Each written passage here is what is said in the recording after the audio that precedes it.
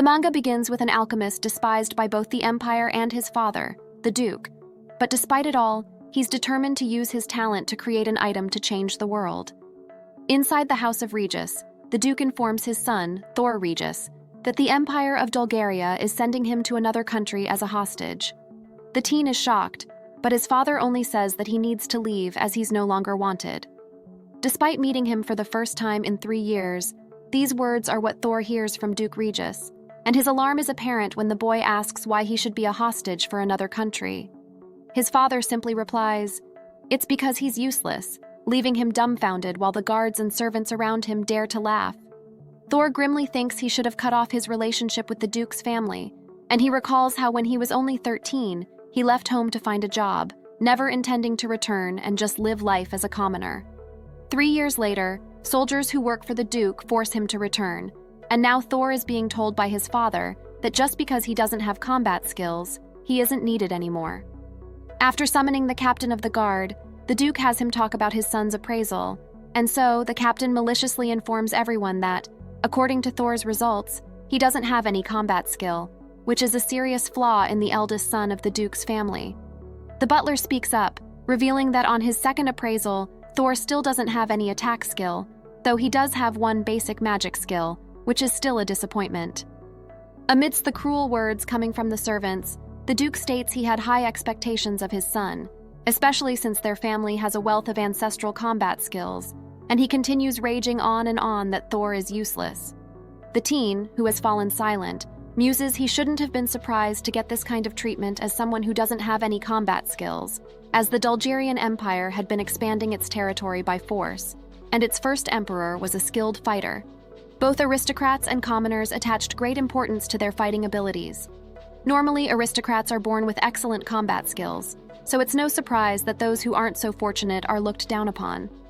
Finally, Thor speaks up, revealing that though he can't fight, he does have the skill of alchemy, which would be quite useful for mending and repairing items.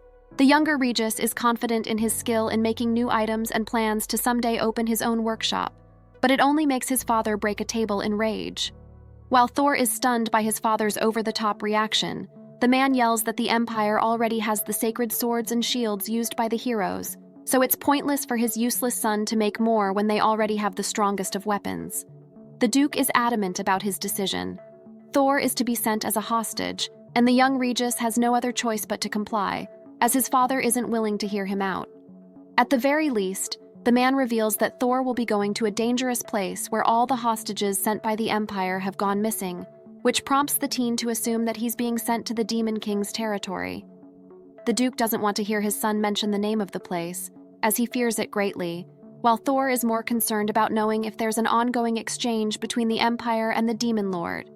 The Duke explains that the Empire takes measures against the demons and demi-humans closest to the territory of the Demon King, who are said to be bloodthirsty, and to appease them, they offer a sacrifice once every few decades. A discussion on why demons eliminate humans starts, and Thor wonders if he's going to perish soon when his father states he wants him to hurry up and leave. Out of the blue, the teen is punched in the stomach, and after the Duke dismisses him, Thor seethes, conveying his hatred toward his father. However, the older man isn't bothered, simply stating he doesn't talk to dead men.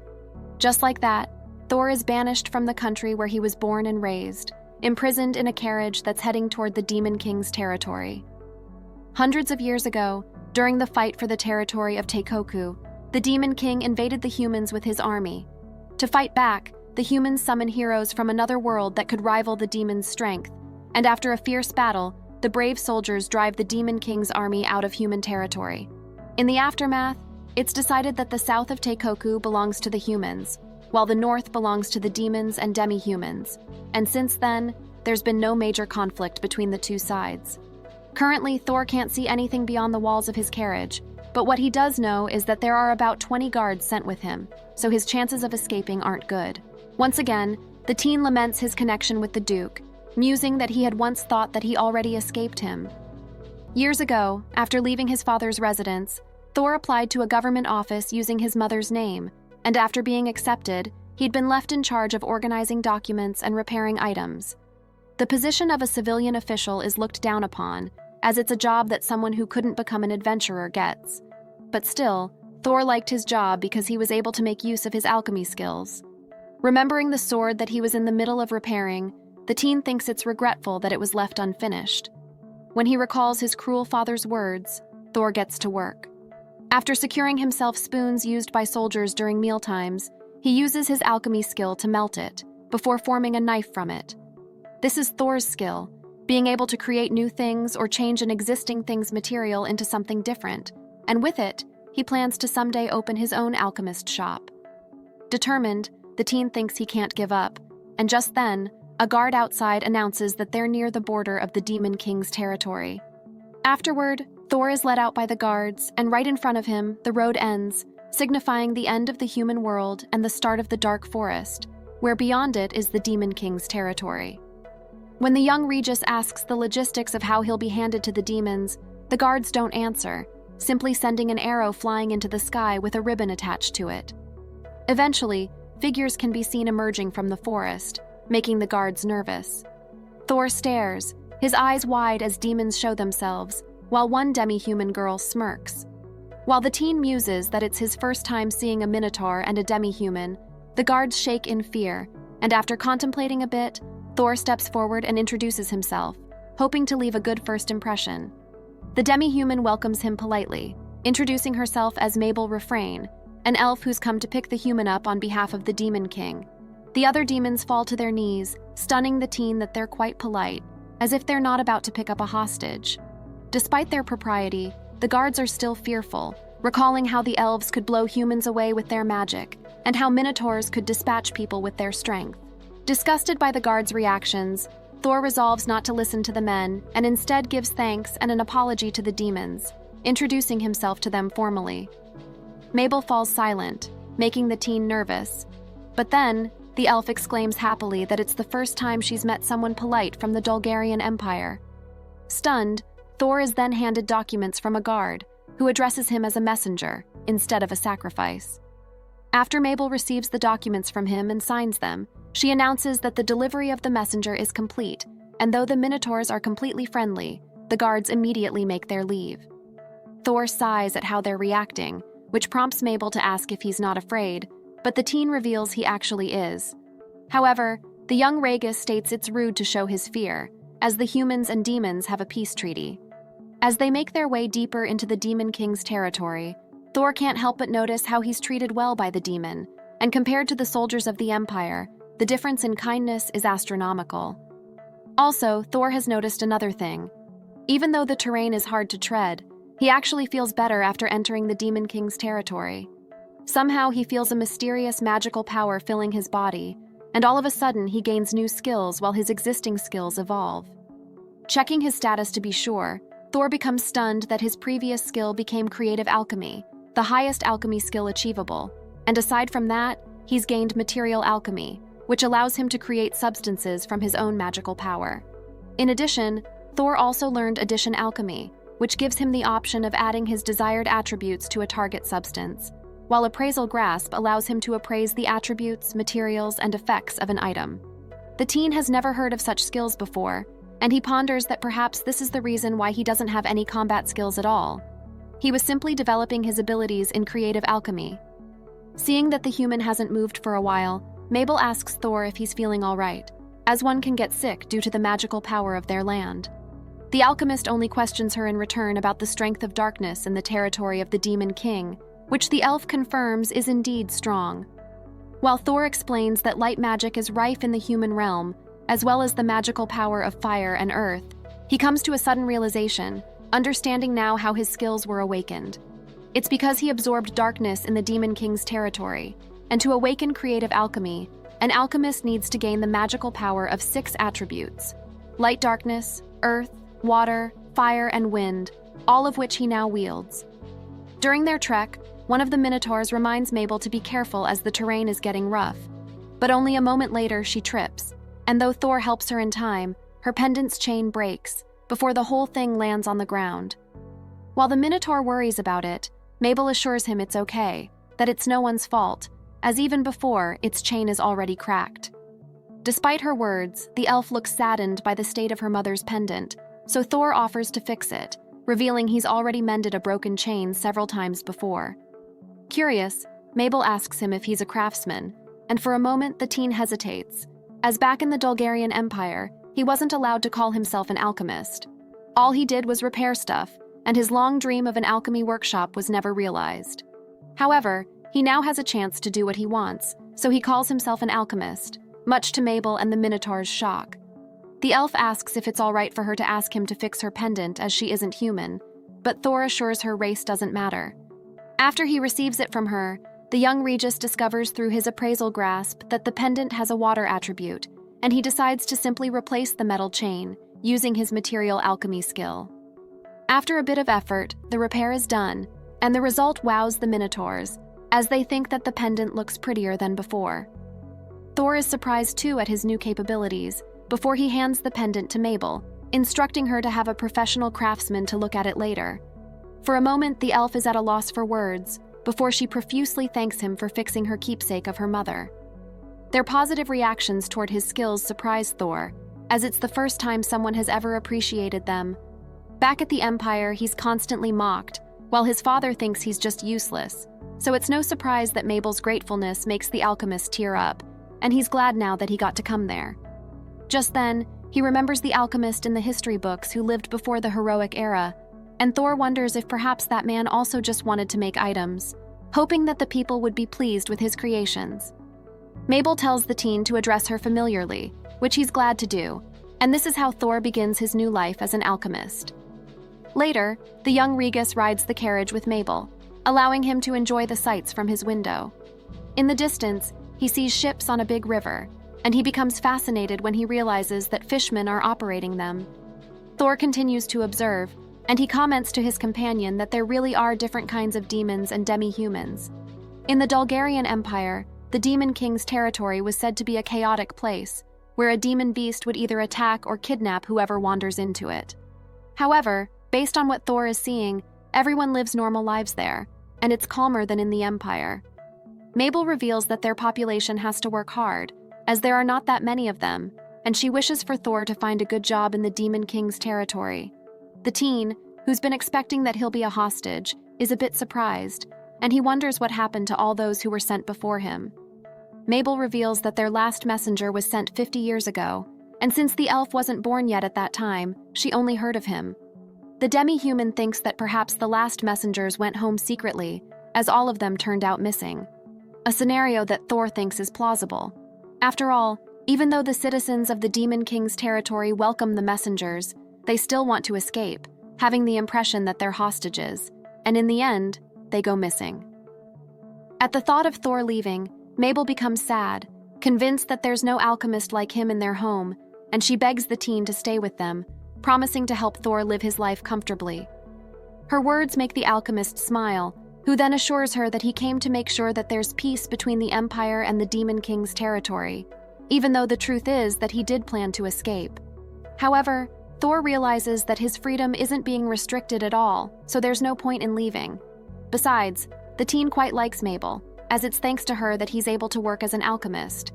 The young Regis declares that he'll do what he can while he's living in their home, which brightens up the elf, who again thanks him sincerely. Excitedly, she informs him that they'll be arriving soon at the Demon Castle, and that Thor should prepare himself to have an audience with the Demon King. Despite his earlier confidence, the alchemist can't help but become apprehensive as he must get into the king's good graces if he's to live peacefully there. And while Mabel and the Minotaurs are welcoming, the Demon King might not be the same. Finally, having arrived at the castle, Thor is then led inside, where he then kneels to pay respects to the king. His nervousness amuses Mabel, and finally the king makes his appearance. He looks imposing as he asks the teen if he's the guest from the Empire, before revealing that his name is Rookie Evergard, the current Demon King. After Thor politely greets him and introduces himself, Rookie gets straight to the point and asks the human what he can do for him. As the teen is dispatched by the Empire, the Demon King assumes that he must have some useful knowledge or skills, and Thor admits that he does know a little alchemy. As he isn't being treated as a hostage, but rather a guest, the young Regis muses that he wants to negotiate as there's a chance that he'll be hired as an alchemist, and his words do interest Rookie. Prime Minister Curve speaks up, stating that alchemy is a practice not found in the Demon King's territory, and he's taken aback that the Empire has a surplus of alchemists, that they're willing to send one to them. Thor keeps quiet about the fact that Dulgaria actually finds his skill unnecessary, and thankfully, Rookie offers to hire him as an alchemist. When the Demon King asks what he needs for work, the young Regis replies he needs a room near the workshop and also some equipment. While inside, he's shocked that the Demon King easily accepts his skills and is even willing to provide for him. Rookie asks Thor if it's okay for them to use his finished products, to which the alchemist says yes, but he does have a question. The teen asks the Demon King the reason why he's being accommodating to him when Thor is just a stranger from the Empire. Rookie falls silent before stating it's for them to learn, as demons have once been defeated by human wisdom and heroes from another world. Hundreds of years ago, during the war between humans and demons, the humans summoned heroes from another world to deal with their enemies. One hero was so powerful and determined to fight that he drove the demons to fear, and his obsession with strength spread to the other humans living in their world, influencing the Empire to believe that power is everything. When the hero finally defeated the Demon King at that time, the demons were exiled to the north, shaping their world into what it is now.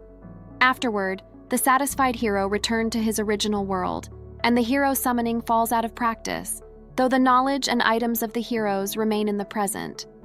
Thor points out that all those happened 200 years ago, but the Demon King says it doesn't matter how long it's been, as they've decided to learn and admit that they were defeated by humans.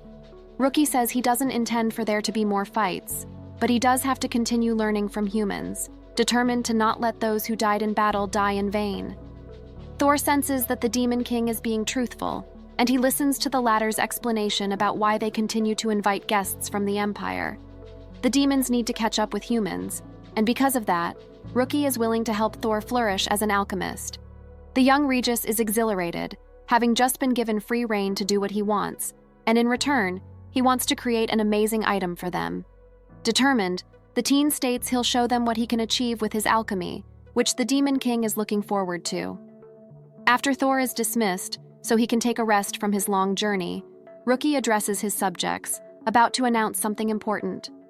Once he has everyone's attention, the Demon King states it's about their new guest from the Empire, Thor. He reminds them that they're not to harm the alchemist, and the Demon King wants everyone to treat the young Regis with respect and learn as much as they can from him. The elf magic commander speaks up, saying he doesn't object to Rookie's words, but he wonders what there is to learn from the human. The other commanders get nervous, but the elf barrels on, grinning as he suggests that they should remind their guest of their power and how fearsome the demons are. Contrary to his expectations, the elf commander observes a menacing aura coming from Rookie, making him nervous. The Demon King considers his words, sighing before he yells at him in reproach that he can't overlook such words, as it's what caused their race to almost go extinct in the past. Their leader reminds them that humans are plenty, and some of them are very powerful, and at that moment, the Empire still keeps expanding its territories and growing its power. In the face of the Demon King's wrath, the elf commander prostrates himself, asking for forgiveness, while Rookie reminds them once again that Thor is their guest. To diffuse the tension, Curvy states that everyone is cautious about what the alchemist is going to do, and in response, the Demon King assigns Mabel to watch over Thor and be his caretaker. When Curve notices the girl's fixed pendant, Rookie becomes curious about it, and as she confirms that Thor created the chain out of his own magic earlier, the Prime Minister volunteers to use his skill to appraise it. After a few moments, he becomes stunned, and after some questioning from him, Mabel reveals that the pendant, which has been passed down to her family for generations, has already lost its power. Curve reveals that the magic stone in the pendant is fixed, restoring all of the necklace's power, much to Mabel and everyone else's shock. The Prime Minister informs everyone that, currently, the Water Spirit Stone can't be fixed in the Demon King's territory with its existing technology, but Thor has managed to truly repair it. Mabel can hardly believe her ears as Curve continues to talk, explaining that there are two things they can conclude from their guest's arrival. First, the possibility of an alchemist that can repair magic items exist, and second, the Empire has many alchemists of the same caliber that sending Thor as a messenger to the demons isn't a loss to them. Rookie is alarmed, thinking his suspicions earlier are probably right, while Curve states that they can also take Ragus's arrival as a form of threat by the Empire, conveying that resistance against them would be futile, making everybody nervous. The Prime Minister explores the possibility that perhaps the Empire is foolish enough to not understand the alchemist's worth and throw him away, but it's a scenario that doesn't make sense to the Demon King, who's quite cautious of humans. Curve promises to exercise more caution when it comes to humans, before continuing to discuss the alchemist's workshop. Later, when the meeting is over, Mabel becomes a bit worried, as Thor has been waiting for a while already. But when she finds him, the alchemist is beside himself with excitement as he examines the materials that the things in the room are made from. His curiosity and optimism calm Mabel, who muses she is worried for nothing, and the elf tells him that first, they need to get his lodging sorted out. Upon stepping out of the room, they're greeted by two lizard men, who claim they'll be guarding Thor as instructed to them by the Prime Minister. Mabel again worries, as though the guards don't have any weapons, their claws are deadly, and the human is sure to be powerless against them. The elf expects the alchemist to be uncomfortable, but Thor simply greets them, not the least bit bothered. Flustered, he tells Mabel that there's so much for him to learn, and just now he gets so surprised as it's his first time meeting a lizard man. The elf notes how the human doesn't call the lizard men disparaging names, as others of his race are wont to do, and instead of being bothered by their strength, the alchemist is much more curious about how their scales must probably get stuck in their clothes when they change. Thor excitedly declares that he'll invent a cloth so smooth that they won't have that problem anymore. Stunning both Mabel and the lizard men, the young Regis chuckles, stating his interest in discovering how the demons of different races live their lives, as each race is bound to have its own unique problems. Thor is determined to improve the current technology of the Demon King's territory by solving problems, and ultimately, he dreams of making an item that can change the world. Mabel is stunned at how grateful the human is for being hired as an alchemist, and she can't even detect a lie anywhere in Thor's words. Just by looking into his eyes, the elf realizes that he doesn't care about the differences between humans and demons, and it makes her think that she wants to see him achieve his endeavors. Mabel promises to help Thor in any way he can, and after he conveys the same sentiment in return, the elf wonders if she's become the caretaker of the person who will change the history of the demons in the near future. That night, Mabel dreams of cruel words about how she's an elf who can't wield magic, about how she's got dirty human blood in her veins, and about how she's just useless and disgusting. When she wakes up, there are tears in her eyes, and the elf realizes she had another dream from her childhood, making her wonder when she'll be able to get over her past. Just then, Mabel feels pain in her feet, as like always, they're cold as ice. Along with her trauma, the elf wishes to conquer her sensitivity toward coldness, as the elf thinks it's quite embarrassing to wear her thick socks when she meets Thor later. Meanwhile, the alchemist is excited and amazed as he observes everything inside the Demon King's castle's storehouse, noting the broken weaponry and equipment just lying about. He yells in enthusiasm before he reminds himself of his situation. The Demon King didn't lend him that room out of kindness. It's merely an early investment in anticipation of his usefulness to the demon. And if Thor doesn't meet his expectations, then it'll be all taken away from him. For that not to happen, he's determined to make something that pleases everyone, including the Demon King. Despite it all, the alchemist can't contain his happiness, as he flutters around the room, examining objects that he can use as materials. During his perusal, Thor finds a strange book, and after taking a look inside, he realizes it's something left behind by the heroes from another world. The alchemist finds this discovery amazing, and initially, he can't read the text at first. But when his appraisal skill comes into play, Thor suddenly understands the contents of the book. After studying it a bit, the young Regis realizes it's an e-commerce catalog, a collection of good deal items only to be delivered within Japan, which is a country he thinks that one of the previously summoned heroes comes from. Thor is stunned at seeing how many healthy goods and healing items are in the collection, and he concludes that this could very well be the reason why the heroes are so strong. The alchemist is musing that perhaps he can recreate some of the items in the catalog when Mabel arrives with tea, making him jump in surprise. Seeing that he's very concentrated on a book, the elf becomes curious. But she can't read it at all, and Mabel reveals that stuff like the book is kept in the storehouse as the Demon King generations ago was horrible at keeping his room clean. She's offering Thor some tea when he notices her thick socks, prompting her to reveal that she's a bit sensitive to the cold. The elf has been told by the doctors that this is due to the not-so-good flow of mana within her body, and because of this poor circulation, Mabel has been unable to use her magic, though the fact her grandmother is human might have something to do with it as well. The elf recalls how she's been ostracized because of this, but thankfully, Mabel is good at cleaning, so the Demon King took her in. Thor tears up much to his surprise, and after recalling their first meeting, the elf admits that she had an interest in the race to which her grandmother belonged. That's why Mabel volunteered to get Thor, and she's quite grateful that he's the first human she met, as he's very kind, like her grandmother.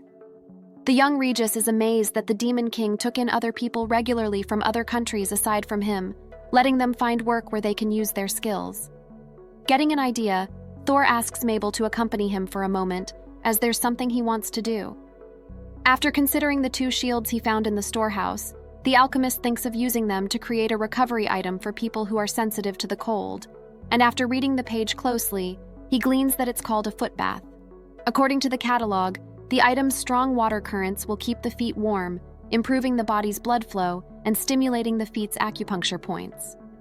After a bit of pondering, Thor sets out to soften the shields and extract their magic stones before turning the remaining scraps of metal into materials for the foot bath.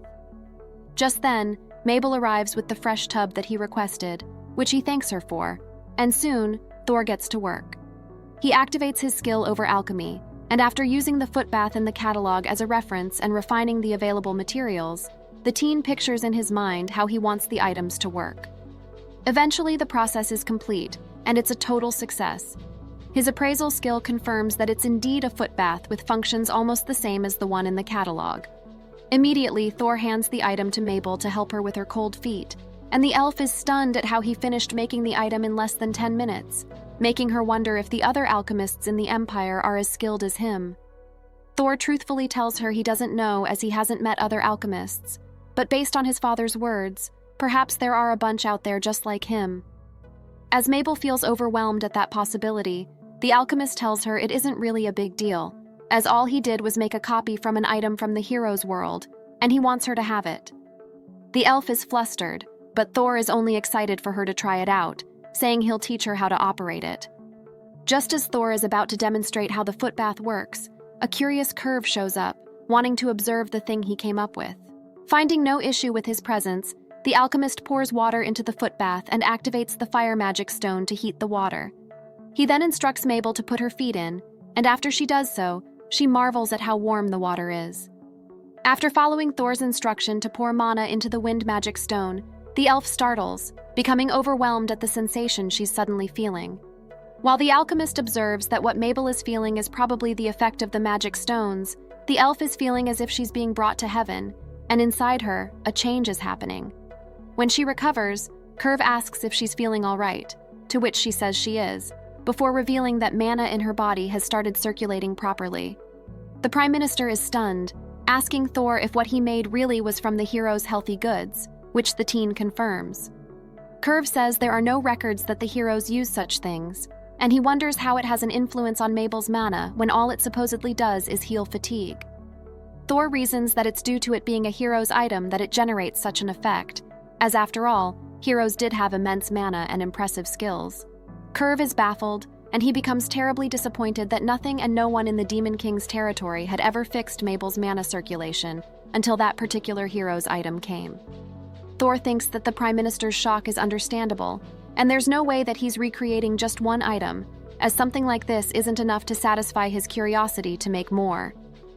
After Mabel finishes using the foot bath, the elf declares that she's feeling refreshed now that her mana flow is finally working. However, when she's asked to demonstrate her magic, the girl hesitates, remembering her trauma. Still, Mabel pushes herself, thinking it's different now as she's been fixed by Thor's creation, so she raises her hand and unleashes dark wind. Curve is shocked at how strong the gusts of wind she produced, and when Mabel is done, the elf tears up at how she's finally able to wield magic. She's always been affected when her people called her useless before, and now Mabel can't help but hug Thor out of sheer relief and gratefulness. Finally, the elf can now be more useful to the Demon King, and because of this, she deems the alchemist her savior. When Curve suggests that Mabel soon release Thor from her fierce hug, she quickly releases him, allowing the young Regis to breathe again. Seeing her so happy makes the teen glad as well, and he's about to say that she can keep it, when Curve interrupts, saying the item is going to be under the management of the Demon King's territory, as it's something that can awaken an individual's magic from within, which can be dangerous if it falls on the wrong hands. When Thor says it is supposed to be an item Mabel can use, Curve agrees to let Mabel use it whenever she wants to. But still, the alchemist needs to hand the item over to the Prime Minister. In exchange, Curve says they'll pay Thor for it, surprising the alchemist, who never thought that it'd be possible for someone to pay him for the items he wanted to make. The treatment the young Regis is currently getting for his skills is far different from what he got at the Empire, and he says that if he's going to be rewarded, it wouldn't be with money, but rather magic stones that he can use for his work. Curve falls silent, asking Thor if he really has no qualms about his items being used in the Demon King's territory by people who aren't humans. But the alchemist doesn't mind at all. The young Regis wants lots of different people to use his items and hear their impressions, and someday, he aims to create items that will surpass what heroes used in the past. Mabel smiles at his impassioned speech, while Curve falls silent, before stating he'll negotiate with the Demon King. Predictably, the Demon King is stunned to hear that Mabel can use magic just because she used an item that Thor made, but Curve assures him that it truly happened, as he witnessed the whole thing himself. Still, Rookie is in disbelief, since the elf's magic ailment couldn't be healed by the many healers who've examined her in the past, and in less than a day, the alchemist was able to pull it off. Curve reveals that Thor used two kinds of magic to heal Mabel, the fire mana for the heat, while the wind mana was used for circulation, and together they got rid of her cold sensitivity and fixed her mana flow. The Demon King calls Thor a fearsome man for having such an insight, while Curve is convinced that Thor's alchemy skills are rare, especially since in the scriptures, there's no record for the hero's healthy good to have any sort of buffs. The Prime Minister knows of strengthening and healing magic, as it's all in the records, but he never heard of an item that could improve mana circulation, which makes him lose confidence as the Prime Minister, who has the duty of passing down their history. The Demon King admits that he doesn't quite understand what's happening either, but he instructs Curve to hand over the footbath to Mabel, as he doesn't want to take away what's beneficial to her. When the Prime Minister muses about how Mabel has come to quickly trust Thor, he notes that it's quite strange for it to happen to a human, especially since it took a while for them to gain the elf's trust after what happened to her in the village. In light of that, Curve has a proposal for the Demon King. If Mabel wishes to, then she should marry Thor, so he'll have a reason to stay in their territory. However, the king would have none of it, and to his subordinate's shock, he adamantly yells that he'll not have Mabel be deceived by a human. Curve tries to calm him down, but Rookie insists that he can't just sit around anymore, determined to judge the alchemist's character himself. Meanwhile, back in the Empire, the Duke is satisfied that his son will perish in such a fitting way for someone who's untalented, and an embarrassment to him. While their master drinks in celebration, the head of the guard informs the butler that there's an inquiry from the imperial court about the reparation regarding a magic sword, which the queen will be using. Finally remembering the request, the butler agrees to take care of it, but later, he becomes upset upon hearing from the alchemist that the workshops refuse to work on the sword. The civilian official reveals that it's actually one of their employees who is fixing it, but since he's retired now, there's nothing they can do. When the Regis butler demands for that employee to be summoned anyway, the official tells him the employee's name is Thor Kana, but since he's returned to the Duke's household, his name should be now Thor Regis. The butler is stunned, becoming frustrated at his current situation, but still, he's determined for the Duke's household to be the one who'll directly repair the sword. The next day, the butler drops by the #1 alchemist shop in the Empire, but still, he's told that the work is out of their league, much to his frustration. The shop owner reveals that repairing a magic sword isn't easy, as it needs to be endowed with attributes such as fire and earth, and it's where an alchemist's skill will come into play. However, presently, nobody has skills like that anymore, as during the hero's time, their prestige plummeted and their numbers declined. When the butler hears that there's actually someone who worked on the sword before, the shop owner becomes stunned, admiring the skillful effort that was poured into it, and he begs the butler to introduce him to the brilliant alchemist that he was talking about. The Regis butler doesn't answer, as after all, Thor has been already sent away as a sacrifice. Instead, he demands that the shop owner take over the job of fixing the sword, stating that since it'll only be used for rituals anyway, there's no need for it to return to its former strength. The shop owner sighs and requires the butler to sign a document that states he only wants to make the sword look good, as he doesn't want their shop to take any blame if a problem arises, and without much choice, the Regis butler agrees. Back in the Demon King's castle, Mabel dotes on Thor, spoon-feeding him his meal, to show her gratitude as he not only fixed her pendant, but also made it possible for the elf to do magic. When the alchemist asks her if he can ask for another room, Mabel answers it's possible, though it'll take a while as nearby rooms are currently occupied.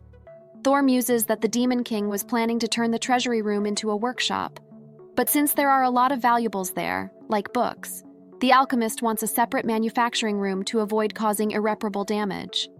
Since it isn't possible to gain one at the moment, the young Regis suggests that Mabel show him around the castle, which she agrees to enthusiastically.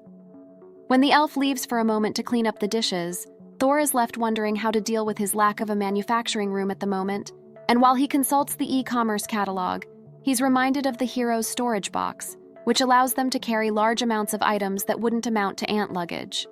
The teen wants to create something similar to it, and after pursuing the book, he finds an item called the iconic White Rabbit small-sized storage room. Its outrageous description that another dimension exists inside it stuns Thor, making him recall how the hero's storage box was a direct separate space where they could insert things into as much as they wanted. Determined, the young Regis tells himself it doesn't hurt to try, so he then activates over alchemy.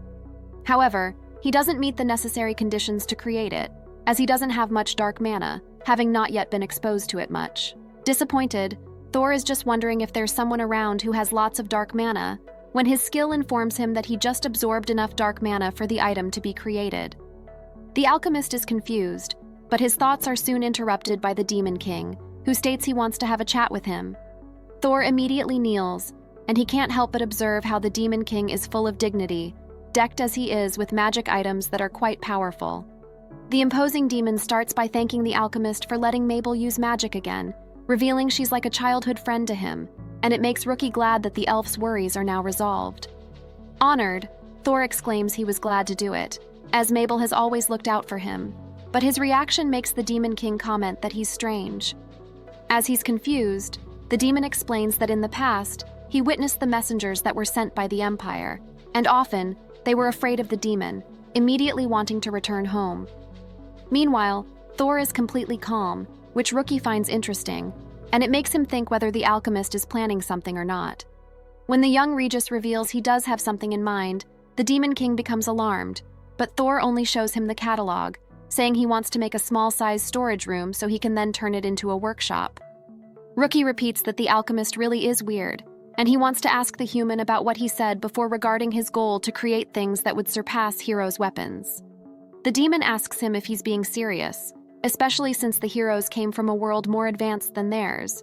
But that fact doesn't bother the alchemist at all, saying he only still wants to create their items so that they might be able to understand how the heroes' technology works. Once again, Thor becomes excited, as he tells Rookie that someday he'll make his own shop, and his items will be used everywhere in the Demon King's territory. When he senses menace coming from the demon, the alchemist finally realizes he should stop talking, but in the next moment, the Demon King only laughs, finding the human truly interesting.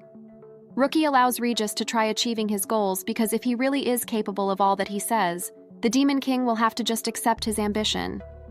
Touched, Thor then declares they should start making his storage room, flustering the demon as he didn't expect that they'd do all the building now.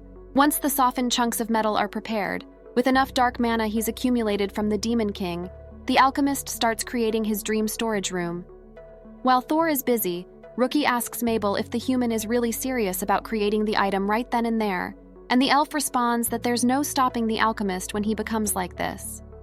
Mabel tells the Demon King that Thor is someone who understands the demons, revealing that when the young Regis met his guards, he immediately intended to create a smooth cloth for the lizard men. The elf believes that Thor is a person who's able to see the true nature of things without prejudice, and Mabel assures her master that he can believe in Thor as well. At the same time, the alchemist is busy forming his new storage room, and after a bit of effort, he succeeds in obtaining it, though he muses that it's still nowhere near like the one that the heroes had.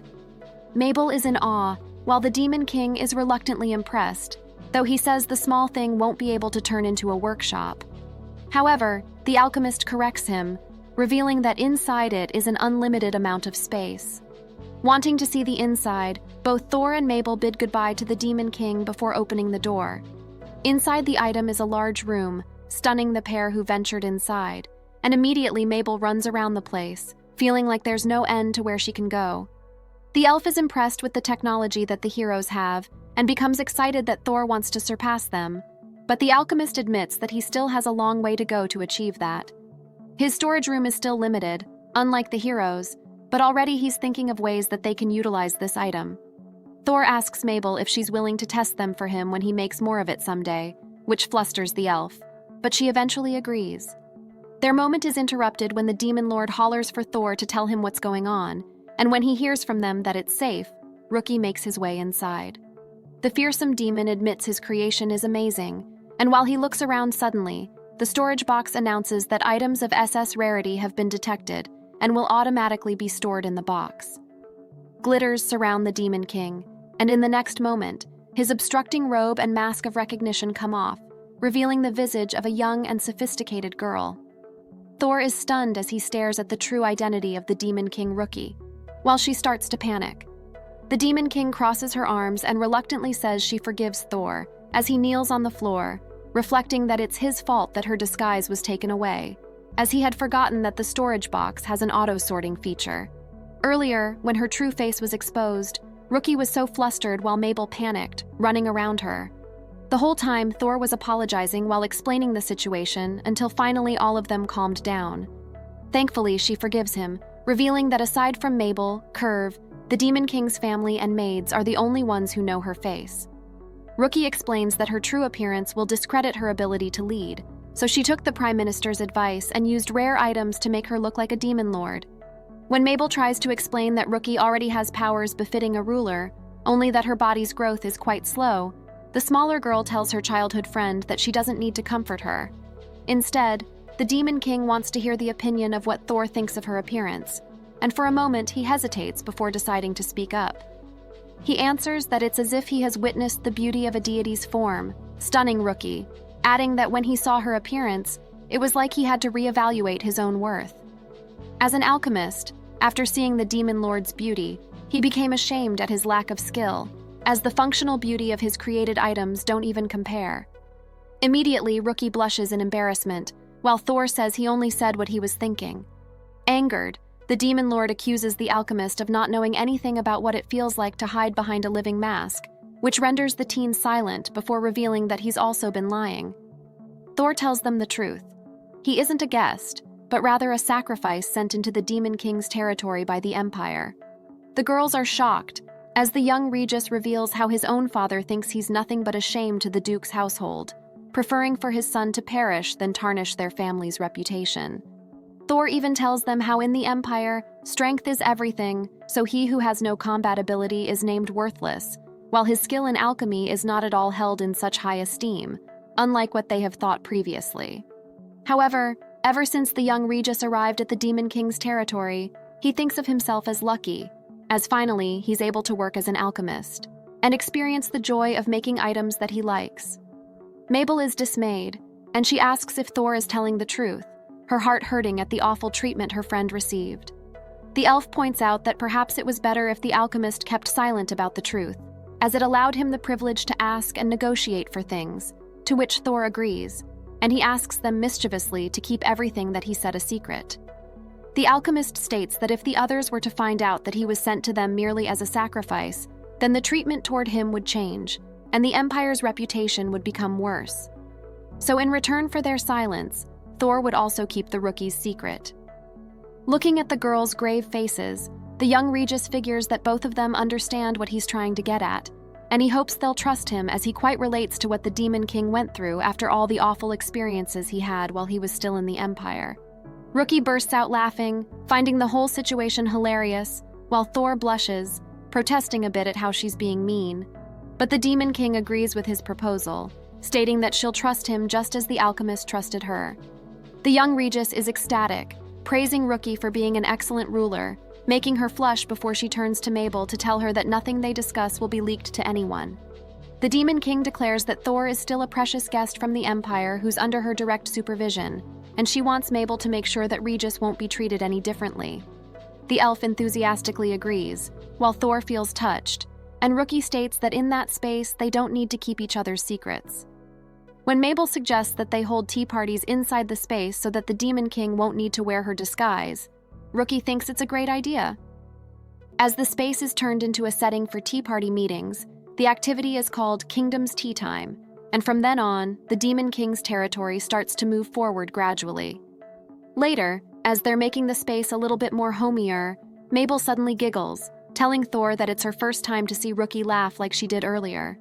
As the alchemist is curious, the elf elaborates that her master has been raised as the next Demon King ever since she was young, and though the previous king was strong, he was also quite harsher on Rookie, urging her to attain a high level of power that will allow her to fight against several demon beasts at once.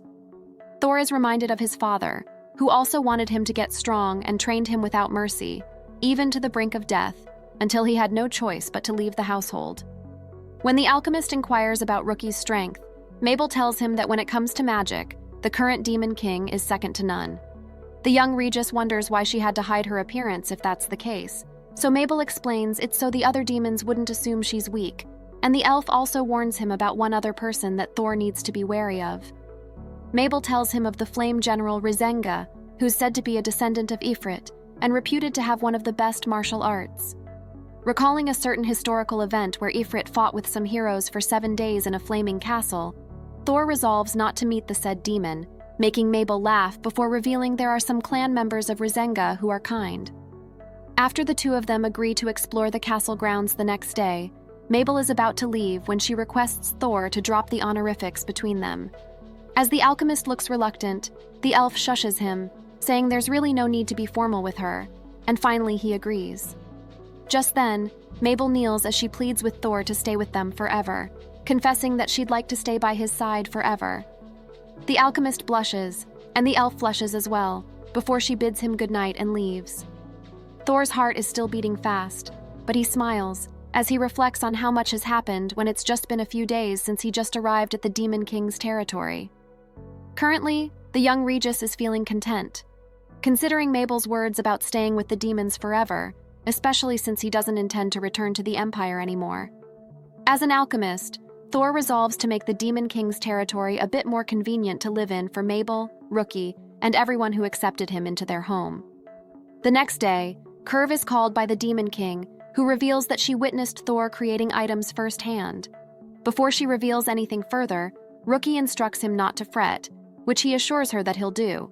But when he discovers that the item that the alchemist just created is the infamous storage box that heroes used before, immediately, he loses his composure. Startled by his reaction, Rookie tells him not to scream so suddenly, especially after assuring her that he wouldn't fluster. But Curve says he just can't help it, as the hero's storage box is one of the reasons why the Otherworld heroes were so strong. Back then, when the demons thought that heroes were unequipped, they'd pull weapons out of thin air, and when they took damage, they'd take out countless potion bottles. Rookie agrees with Curve that if all heroes had that skill, the demon race would have been extinct, and just the very thought of Thor creating one. The Prime Minister declares that the alchemist must make more of it. Nonchalantly, the Demon King tells him not to worry, as Thor already promised to create one for her and Mabel, which makes Curve dramatically stagger, muttering that it seems like rare items are no more. Once he's calmed down, Rookie also informs her subordinate that the young Regis wanted to be a reasonable alchemist in service of the Demon King, and that he promised to be the demon's ally. Curve agrees that the alchemist is someone they can trust, based on what he observed so far. But just then, the Prime Minister notices how his master is in good spirits, as she exclaims that she can't take her eyes off him. Curious and concerned, Curve asks the Demon King if something happened between her and the alchemist, to which Rookie replies that she and Thor simply talked and were able to understand each other beyond their own shoes. Meanwhile, around the time Thor arrives in the Demon King's territory, back in the Dulgarian Empire, nobles are enjoying a party at a guest house in the imperial capital. Just then, they notice that Duke Regis, the #1 noble in the empire, has arrived, and immediately people are whispering about him sending his own son as a sacrifice to the Demon King's territory. The nobles are impressed, and they start showering the Duke with rounds of applause, which pleases the man immensely, who thinks that praise and prestige certainly befits his name. He starts acting like the spotlight is a pain, and says that he's ever so glad that the stain on his name is gone. And hearing him mention reminds the Regis butler about what he discovered.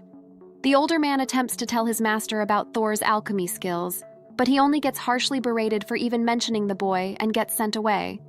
When the 30th Queen of Bulgaria, Rihanna, makes her appearance, everyone praises her strength and beauty. They're quite impressed by her magic, and that a treasured sword from the Age of the Heroes recognizes her as its owner, giving her the moniker the Sword Princess.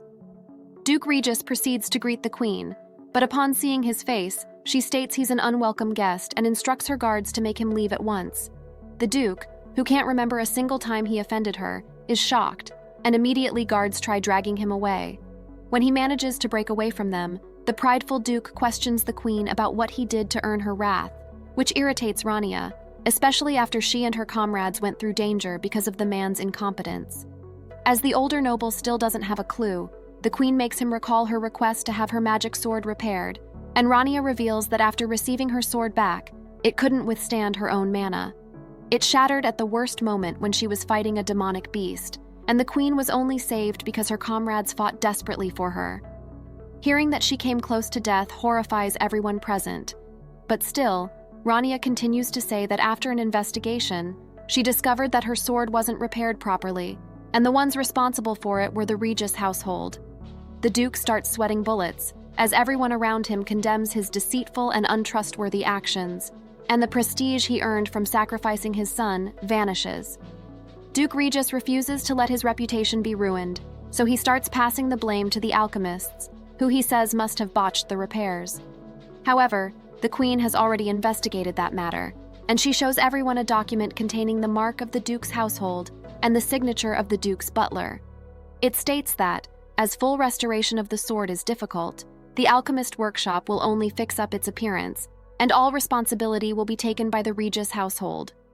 The Duke is shocked, as well as the crowd of nobles listening around them, and still, Rania reveals that the sword has only been fixed to a certain point, only its small defects causing it to break. The parts that were restored up to a point were able to withstand the queen's magic, and thanks to that, she was able to at least fight off the demonic beast's claws. The older noble loudly recalls that the sword was mainly used for rituals, which the queen confirms, but since the light mana around them recently started getting stronger, she decided to use it to hunt for demonic beasts, something that she previously told the Regis household. Rania wants to know the name of the person who first restored the sword, intending to make that person her tool, but the Duke has no real answer for her, saying it was probably some wandering alchemist who did the first restoration. Deeming him useless, Rania tells him to get out, and without a choice, the Duke heads toward the doors, totally devastated. When his butler approaches him, Duke Regis snaps, saying his name is ruined because of the butler's actions. The older man tries to explain, but his employer doesn't even give him a chance, and he gets sentenced to house arrest. In his carriage, the noble is desperate to restore his reputation, and he formulates a plan that will bring an advantage to the Empire, to prove that he's useful. The Duke intends to use demons and demi-human, and he grins wickedly, as they will be the key to reinstate, or perhaps even better, his position in the Empire. Back in the Demon King's territory, Mabel takes Thor around the castle, touring him around the place and introducing him to people. The two of them are having a lot of fun, and eventually they come across a statue of a woman who the elf says is the first-generation Demon King. As the alchemist takes an interest in the statue's sword, Mabel tells him that it's made from a stone that fell from the heavens and was used in the fight against heroes. When Thor comments that the sword is a replica, the elf tells him he's right, and that it broke during the war against the heroes. They don't know where it is right now, and Mabel is saying she wishes that the alchemist could have seen it when he says he'd gladly fix it if given the chance.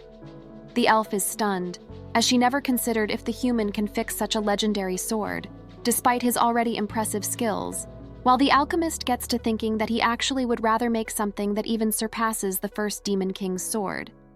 He's already formulating some ideas, when Mabel asks Thor if he intends to make a sword for Rookie, which he confirms, making her excited about the idea. The elf whispers intimately into his ear, saying she'll do anything to help the alchemist, making him blush at their nearness. Behind them, some of the demon guards gossip about how happy Mabel is as she clings to Thor, which makes the two of them flush even more. Just as they're about to leave, someone calls out to them, wanting to talk with the Demon Lord's guest. To Thor's surprise, the demon is large, with flaming red hair, and he recalls there's only one person who fits that description. As the alchemist correctly guesses that the demon's name is Rizenga, the flame general, it pleases the man, who says he wants to meet the guest from the Empire. After Thor politely introduces himself, Rizenga introduces his daughter, Agnes, who then shyly greets the human. The flame general starts doting on his daughter, becoming so upset by her interest in Thor that he ends up calling the alchemist a fragile-looking man who probably can't fight. The human confirms that he doesn't have any fighting ability, which disappoints Rizenga as he wants Agnes to spar with a warrior from the Empire. Embarrassed at her father's behavior, steam starts to come out of Agnes's armor, prompting her father to calm her down. When the flame general starts asking Thor to tell him names of strong warriors from the Empire, Mabel intervenes, telling the demon not to bother the human as he's an honored guest of the Demon King. Rizenga comments that the Demon King's idea of learning about humans certainly is novel, but he's more interested in knowing the Empire's strength and combat prowess. The Flame General believes that a weakling shouldn't be given special treatment, and he asks the young Regis what he can do to be of service to their king. Rizenga unleashes his oppressive aura, scaring both the demon guards and Mabel, but Thor remains steady. The alchemist muses that the large demon can just smite him where he stands, and there's nothing he can do about it. But still, he wants to live without shame. Thor reveals he's an alchemist and offers to tune Agnes's armor, explaining that it isn't strong enough to withstand her flames and heat. He offers to strengthen the armor, but Rizenga isn't receptive to his idea, not wanting a weakling to touch his daughter's things. He leaves abruptly, while his daughter is more graceful, rendering everyone who's left silent. Once they're fully gone, the demon guards are in awe of Thor for not even flinching under Rizenga's attention, and Mabel is quite impressed as well, especially since the Flame General is one of the top 5 strongest demons currently alive. But the alchemist only says he was too taken about the attributes and components of Agnes's armor to be actually scared. Despite Rizenga's interruption, Thor wants to continue the tour, deciding not to think about what just happened yet. He and Mabel continue to have fun, not knowing the danger he'll be involved with Rizenga in the future. After they finish the tour, Mabel suggests that Thor enjoy the baths, and he agrees.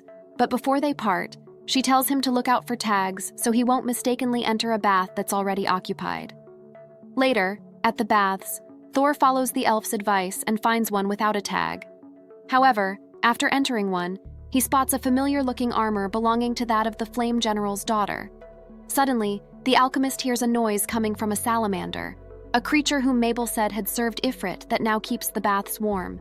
Deciding to check them out, Thor not only finds the salamanders, but also a naked woman surrounded by fire. With a point of her finger, the red-haired woman makes the flames grow big, apologizing to the salamanders with her as she couldn't control her flames too well.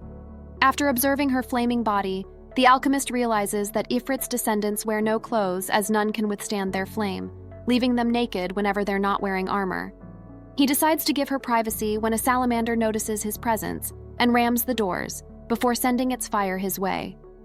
Thankfully, Thor can trap the fire in a super small-sized storage box that he prepared in case of emergency. Agnes panics, thinking she's harmed the honored guest of the Demon King, but Thor assures her he's fine. Blushing, the alchemist requests the equally embarrassed demon to put on clothes first before they speak. Once again in her armor, Agnes introduces herself properly to Thor, and he does the same as well, before apologizing sincerely for what happened earlier, saying he never meant to peek at the demon while she was naked. Flustered, Agnes says he isn't at fault, as she was being careless and didn't even put up a tag to tell people she was using the bath. When she apologizes for making him see something unsightly, Thor states that actually, he found her really beautiful, making the demon blush and steam once again escape her armor. Deciding to change the topic, the alchemist says he finds people with Ifrit's blood amazing, as even rare items can't hold out against their flames. Agnes reveals that she doesn't have good control of her flames, as whenever she becomes excited or nervous, they just come out without her meaning to. The flame demon had intended to see the salamanders as if perhaps they could help train her, having seen them as friends ever since she was young. The Flame General's daughter admits that she isn't too fond of her powers, recalling how before her magic awakened, she could wear all the clothes that she wanted, but now they all just burn away, and sometimes she even accidentally causes harm to other people. After hearing about her troubles, Thor resolves to help Agnes with her situation, and his confidence makes her hope that one day she'll be able to wear clothes again. Still, the woman is hesitant, scared at how her father will react when he finds out what he intends to do for her. But Thor states he'll just show Rizenga what he's capable of, to make him understand how he can be useful to the Demon King.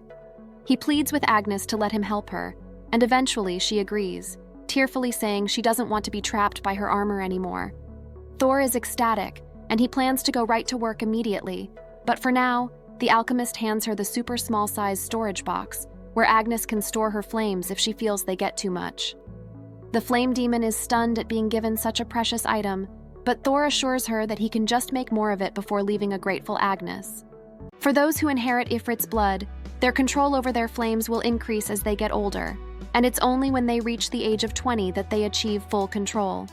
As for Agnes, she still has 5 more years to go, and until then, she won't be able to wear clothes and can only play with salamanders.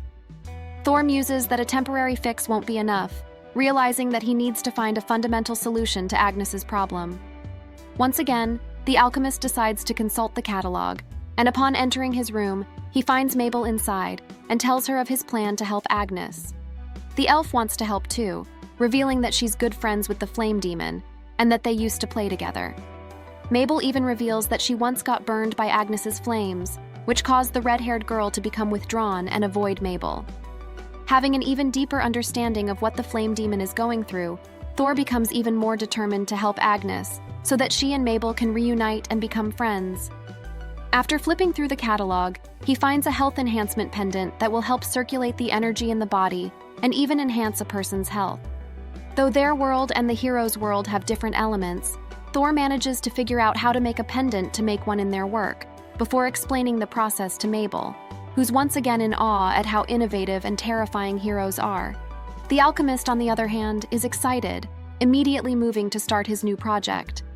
Thor activates his skill, over alchemy, and after getting the right dimensions of the pendant and the right drawings to engrave on it, he sets to figuring out what elements to use in place of the ones that aren't present in their world. Just then, over alchemy helps him gain knowledge of otherworldly mana and elements, even the ability to manipulate them. Having no reason to hesitate anymore, Thor starts creating the pendant, and after Mabel confirms that he got the drawings right, he ends up with a very rare pendant that can convert strong fire magic into equally distributed powers of the other elements. As the engravings allow for better mana circulation in the body, Mabel suggests that Thor should also engrave them around the entirety of the Demon King's territory, an idea that the alchemist thinks is good, but quite hard. Thor feels satisfied, and he muses that if the pendant works the way it should, with everybody being able to use it, it might become standard equipment for everyone. Meanwhile, in another part of the castle, Agnes comes across with her worried father, who's been searching all over the place for her, after being assured that his daughter is all right. Rizenga states that he feels bad that Agnes is having a hard time, since Ifrit's blood within her is especially strong, and like their ancestor, his daughter can instinctively control flames through emotions, which Rizenga admits that he can't do. Agnes already knows all of this, and to keep her from being grim, the Flame General tells her that soon, they'll be heading back to their territory, where they can start the mines, as he's been authorized to conduct joint operations with the Empire. Since their territory is close to the border, their family has no choice but to maintain good relations with the Empire, which is why he wanted to check out their human guest. Just recalling the weak young man from earlier makes Rizenga laugh, finding it hilarious that he has no combat skill whatsoever when he's a nobleman of the Empire, which once housed the strongest of heroes. Agnes becomes upset, telling her father to stop making fun of Thor, since he's actually a good person. When Rizenga asks if she has spoken to the human again, his daughter says yes, and reveals the gift that the alchemist has given her. The Flame General becomes upset that his daughter became cross with him, and he states that even if Agnes has the human's gift, it still doesn't change the fact that all she can wear is armor, since she doesn't know yet to control her flames. Rizenga reminds his daughter that no matter what, he's always thinking of her, and in fact, the mining project he wants to start is for her sake too. If it becomes successful, they'll then need to get rid of the obstacles that made their nests in the mines, and at that moment, Agnes can show everyone how useful her magic is. While Rizenga is convinced she'll do well, and that everyone will acknowledge her strength, Agnes simply accepts the heavy burden of her father's expectations. She wants a more peaceful way to live, but with her powers, the flame demon doesn't know what to do. Back when she was younger, when her flames manifested, Agnes accidentally hurt her friend, and anyone who came close to the girl would get burned and driven away. Despite that, there are people like Thor, as well as her salamander friends, who are kind to her and not scared at all of her flames. Agnes understands why Mabel hangs around him, as both of them are kind, and though she wants to join their group, she can't. Perhaps not until she's 20. Later, Agnes sheds her armor, musing that there's probably not enough time for the alchemist to find a way to suppress her flames. She's already satisfied with his gift, and tomorrow, the flame demon is determined to give him her thanks for even just thinking that he wants to help her. Meanwhile, the Demon King and his Prime Minister discuss the matter regarding the location of Thor's workshop, and how they're having trouble finding a good one for the alchemist. They agree that a location that doesn't have too many people, but is naturally equipped with his needs, is ideal for Thor's workshop, and now all they need is someone who can be his bodyguard. Silently, Rukia is concerned about how Rizenga will treat the human, even though she's already sent an order not to treat her guest roughly. The Demon King knows he won't actually hurt Thor, and she really would rather not, as giving out punishments for the alchemist's safety will ruin his reputation, as demons will end up becoming wary of approaching him. In the end, Rukia doesn't tell the Prime Minister any of her worries, and simply trusts him to find a good location for the workshop. The next day, Agnes meets up with Thor, becoming surprised when she discovers that Mabel tagged along with him. The elf apologizes, saying she wants to lend any help she can provide, while the alchemist muses that he's right in assuming that Agnes still worries over the scar she gave Mabel years ago. The fire demon bids him farewell, saying she'll be leaving soon with her father to their territory, and the redhead expresses her gratitude that Thor wanted to create something for her. But right then, they simply don't have the time to make the item that the alchemist wanted to give her. To her surprise, he states he's done creating the item that'll help put her flames away, before showing her the pendant. The alchemist starts explaining how it works, but Agnes is still in disbelief that the item was made so fast. When Mabel approaches Agnes to give her some clothes, the flame demon suddenly remembers what he did to the elf years ago. The redhead recoils, saying she doesn't want to hurt anyone anymore, but Mabel assures her that there's nothing for her to be scared of, as Thor's items always work. As she's still hesitant, the alchemist promises to tune the pendant on the spot if something goes wrong, adding that remaking and creating magic items is something he likes to do. Agnes calms down and agrees to try the item, saying if she misses this chance, she'll regret it forever. While waiting for Agnes to show up, Thor waits with the salamanders, and finally she appears, wearing a maid costume. As she's thinking that she looks weird, the alchemist assures her that she looks cute, flustering the flame demon so much that she can't string up a proper sentence. The pendant has successfully converted her excess fire magic into the magic of other elements, which then activates their effects, such as the strengthening effects of both mind and body. Agnes feels great, her body feels so light, and she even jumps higher than she usually does, much to her shock. Thor says that now the fire demon doesn't need to worry anymore about burning her clothes, but at the moment, Agnes does worry as she's not wearing panties. The two of them blush, before Thor celebrates silently. The creation of the pendant is a total success. Mabel thanks the alchemist, saying her wish has come true, and without wasting a moment, she hugs Agnes. The flame demon feels nervous, thinking that her flames will suddenly come out, but the elf only apologizes to her, saying it was probably her who gave Agnes the trauma of burning someone up. Tearfully, the flame demon says the one at fault is her, as she was so in awe of her awakening power that unintentionally made it go berserk. Mabel recalls that her friend had already apologized many times, but the elf is convinced she made matters worse, as she was a total crybaby back then. The two make up, finally hugging each other after so long, which evokes even more tears from Agnes. When Mabel invites Thor to hug the flame demon as well, he agrees enthusiastically, and the two of them are about to touch each other when Rizenga, who's again looking for his daughter, shows up. The flame general is shocked and asks Thor what's going on, but he only answers that there's a lot of stuff going on, so he'll need some time to explain. Still, Rizenga is furious, and he intends to attack the alchemist, but Mabel immediately intervenes. The flame general tells her to step aside, but the elf refuses to, saying it's her responsibility to protect the Demon King's precious guest. And besides, the alchemist is helping his daughter. Rizenga isn't listening to Mabel, as he is too angry at Thor, who he's convinced touched her inappropriately. Everyone is alarmed, and still the Flame General attacks, leaving the alchemist helpless. However, Agnes protects them, catching her father's wrist with her hand. Sternly, Agnes demands her father to listen to Thor, while everyone else is shocked by her strength. The red-haired woman's stats are through the roof, converting her excess fire magic and strengthening her other attributes. Rizenga can't break free from his daughter's hold, and as the pendant on her chest is glowing, he wonders what happened to his daughter. Agnes replies that Thor gave his best for her, and reveals that it's thanks to him that she's now able to wear normal clothes again, shocking her father further as, indeed, she isn't wearing her armor anymore. Thor tries explaining again, but the Flame General is still being unreasonable, accusing Thor of fooling his daughter into wearing clothes so that when she burns them, he'll see her naked body. Rizenga unleashes his flames in fury, but the alchemist quickly sucks them into his small storage box, stunning the Flame General. Now that he's listening, the young Regis reveals that, as the alchemist who serves under the Demon King, his goal is to solve problems ailing the people of the demon realm so he can make their lives comfortable. Thor declares that he's found a way to fix Agnes's magic, but still, Rizenga's mounting fury can't be controlled. When he lunges for Thor, he's thwarted by his own daughter, who refuses to let her new friend come into harm. Agnes continues to face off with her own father, who no matter what he does, can't escape his daughter's grasp. Thor realizes that the red-headed girl is channeling all her energy into her pendant, which allows her life energy to double many times its usual amount, enough to stop her father's rampaging. Agnes says that before, all she did was hurt people, but now, with Thor's item that she received, the flame demon can finally protect the people who are important to her.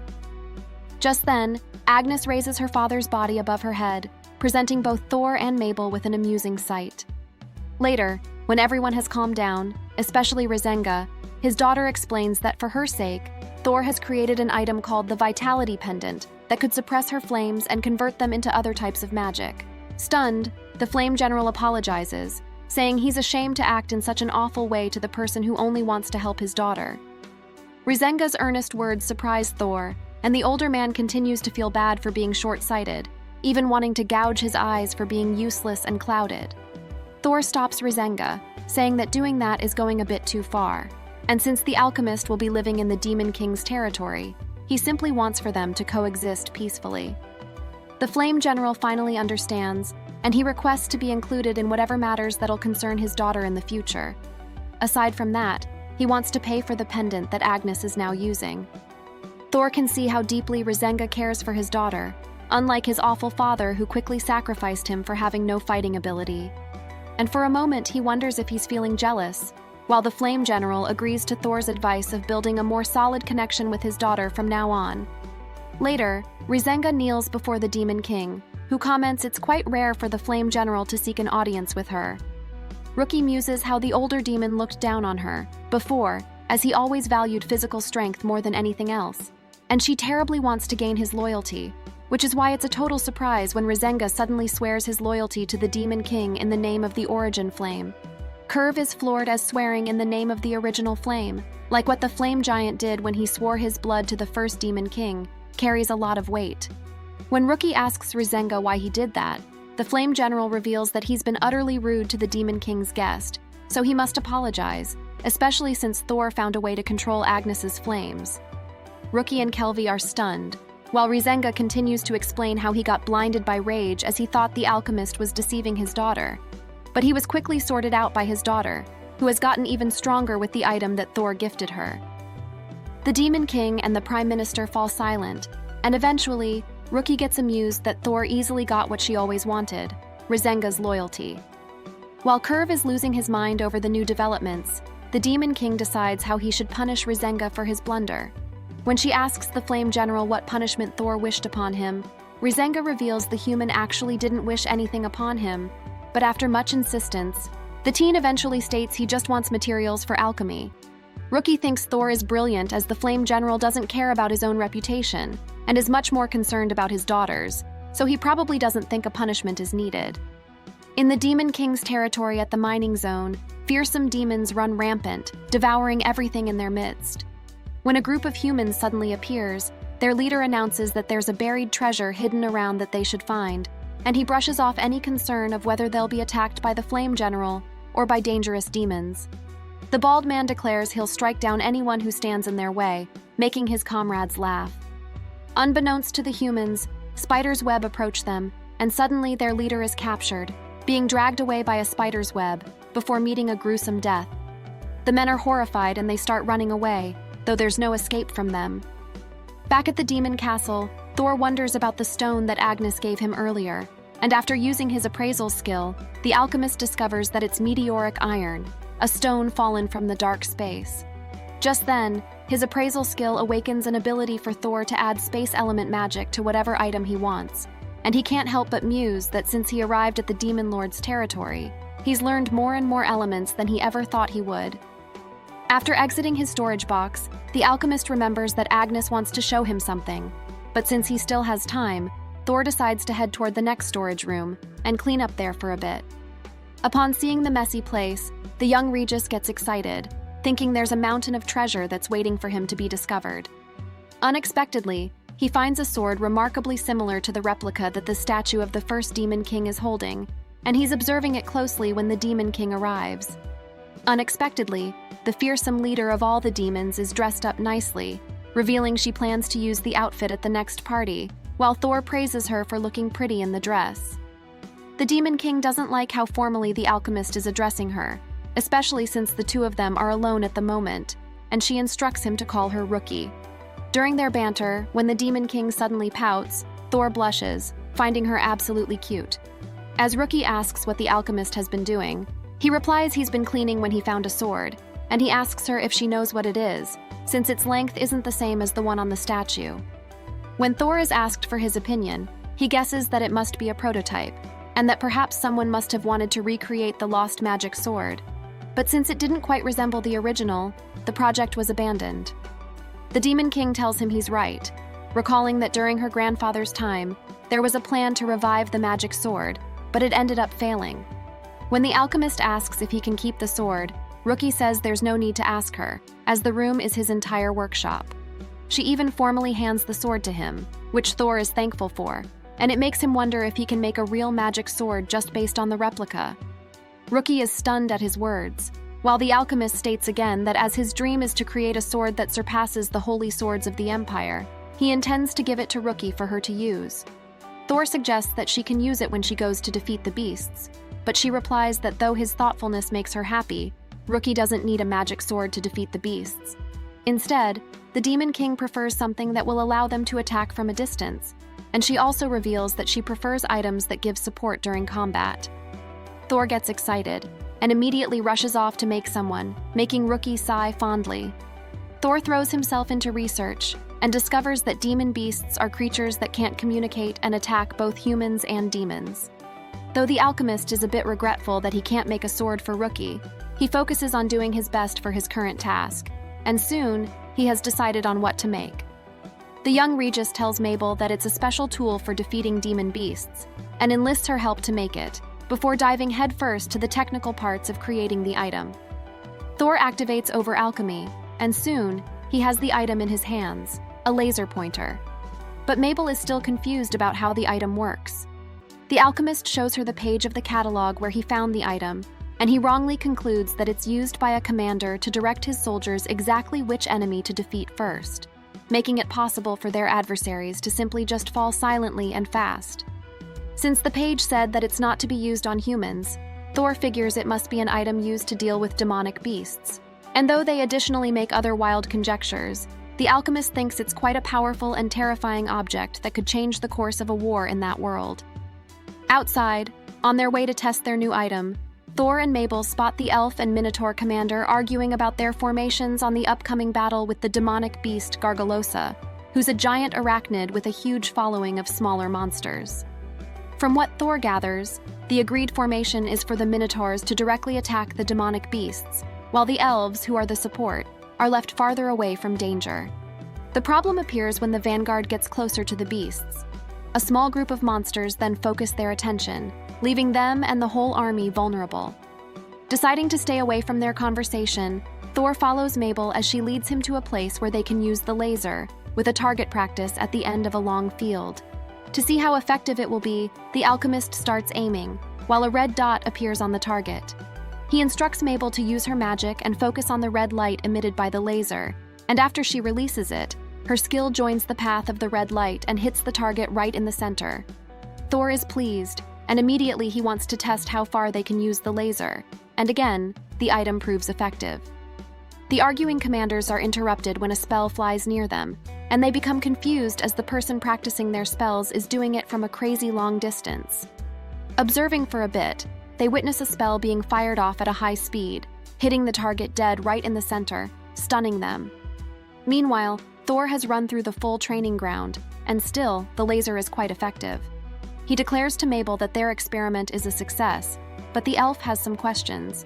She wonders why they can still hit the target, when the limit of the item has been surpassed, and how they managed to hit the same spot again and again from the very first spell. Thor guesses that Mabel's spell earlier was attracted by the flow of magic coming from the laser, and since the laser pointer creates a magic connection between itself and the spot it targets, it then never misses. The two of them just then realize how dangerous the item is, and they fear once again the heroes and their world from where the item is based. As they're finished, they agree to go to the Demon King and show her the item. But first, Thor figures they need to clean the mess they made at the training field. However, the commanders insist that they'll do it themselves, and while the alchemist is curious about what they think of their experimentation earlier, he decides to simply thank them for now. When they leave, the commanders are still bewildered, completely forgetting what they've been discussing earlier, as their thoughts are filled with the fearsome spectacle they've seen earlier. The elf commander finally understands the humans' almost fantastical capabilities, as that deadly item earlier was merely made in just minutes. Immediately, they approach Curve and tell him everything they witnessed, and all the while, the Prime Minister becomes increasingly stressed as he listens to them. Later, an anxious Curve yells for Thor, demanding an explanation regarding his newest item. At the same time, in the Dulgarian Empire, a drunk Duke Regis declares it's about time for the negotiations between the humans and the demons to start, and he plans to use this opportunity to restore his name. Regarding his plan, the Duke intends to cooperate with the most powerful of demons to eliminate the demonic beasts, and among the demons, the noble knows that it'll be Rizenga who'll accept the deal for silver. Afterward, he'll propose to Rizenga to attack the next demon beast, and manipulate all the information gained to his advantage. With this, he'll be able to wedge a division between Rizenga and the Empire, and once the Empire thinks that Rizenga is stealing silver himself, it will sow doubts toward the Demon King, which could then cause a rebellion against the Demon King to happen. The Duke thinks it's a genius strategy, and after recalling the fall of his household, he becomes even more determined to execute his plan. Already, Duke Regis is imagining his success, being applauded and cheered, while some girls look admiringly at him. Chuckling, he muses that he still has some parts of his plan to refine, but he knows it'll succeed, and smugly, he gives himself a toast. Later, when Rizenga is about to have a meeting with an envoy from the Empire, he gets advised by his daughter to always remain respectful and avoid misunderstandings, to which he says he'll try his best. As the two parties will be discussing something important, more specifically defeating the demonic beasts, the Flame General is determined not to allow anything that may lead to a breakdown of relations, especially now that he made an oath of the flame to the Demon King. Rizenga still remembers how he tried to intimidate Thor, and he's very ashamed of the memory, so what he can do now is strive to be an adult who will stand proud in both the alchemist's and his daughter's presence. After entering the room, the Flame General is greeted by Marquis Gera of the Dulgarian Empire, who butters up the demon with praises of his past accomplishments. However, Rizenga remains stoic and humble, not the aggressive and arrogant man that the Marquis expected him to be. After Gera agrees to lend around 200 of the Empire's soldiers, during the subjugation of the beast Gargalosa, they start talking about compensation. The Marquis wants to extend the duration of the Empire receiving silver to 4 years, but Rizenga tells him that he already made it clear to the Demon King that the duration is only 1 year. With a greedy smile, Gera suggests that perhaps Rizenga himself can personally send silver to the Empire, and in exchange, he'll find himself having strong relations with the Empire. The Flame General is offended that he's being coerced into deceiving the Demon King, but the Marquis says it isn't like that. Rather, it won't be suspicious if there'll be some occasional calculation errors upon reporting the mining output, and in such cases, it won't be amiss if the Empire will get a small quantity out of those errors. Rizenga is starting to get mad, but then Gera suggests something outrageous. If somehow the backdealings are discovered and they go south, they can always pin the blame on the young man who just came from the Empire, much to Rasenga's shock. Rasenga recalls how kind Thor treated him and slams his fist down onto the table in anger, which shuts up Gera.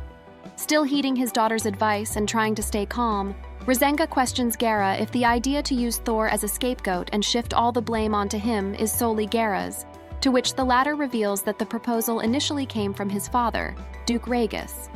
At this, the Flame Emperor clarifies his question, asking if the human emperor knows about the plan.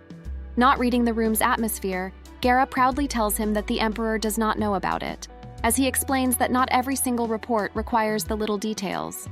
At this, Rasenga darkly comments that he is relieved, as that means he can still reserve his judgment toward the Empire as a whole, and with the most terrifying expression, he angrily orders Gera to shut up.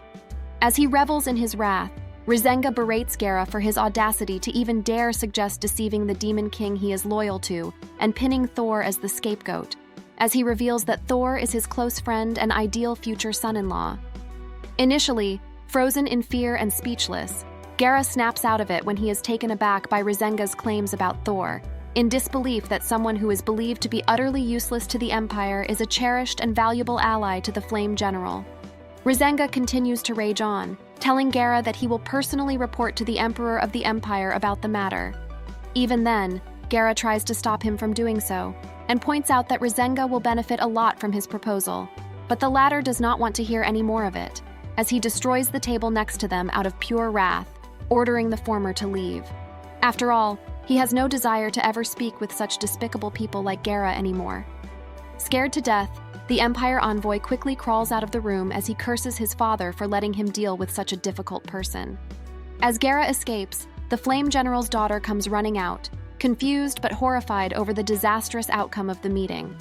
At this, all Rasenga says is that he still has much to learn.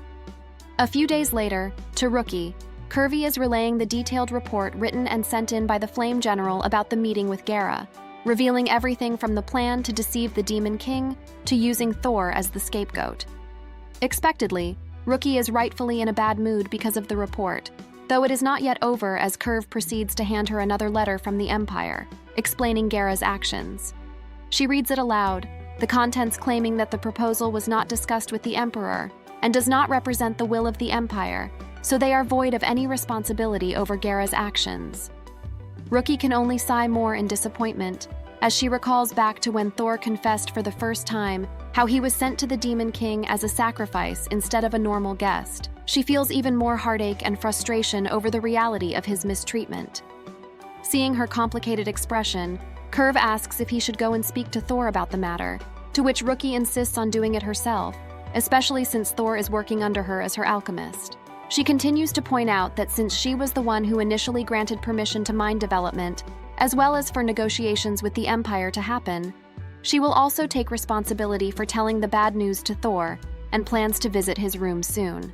Unable to refute her, Curve accepts her decision and encourages her, as well as admits truthfully that he is grateful to Thor for a number of reasons. Most recently, it is because of the latter that they were able to have a fully trustworthy relationship with the Flame General, as there is mutual trust from both ends with how Rasenga reported the full situation honestly, and Curve had no doubt in believing him. Otherwise, they would have had to deal with dire consequences if there was even the smallest doubt between them, resulting in more distance between them.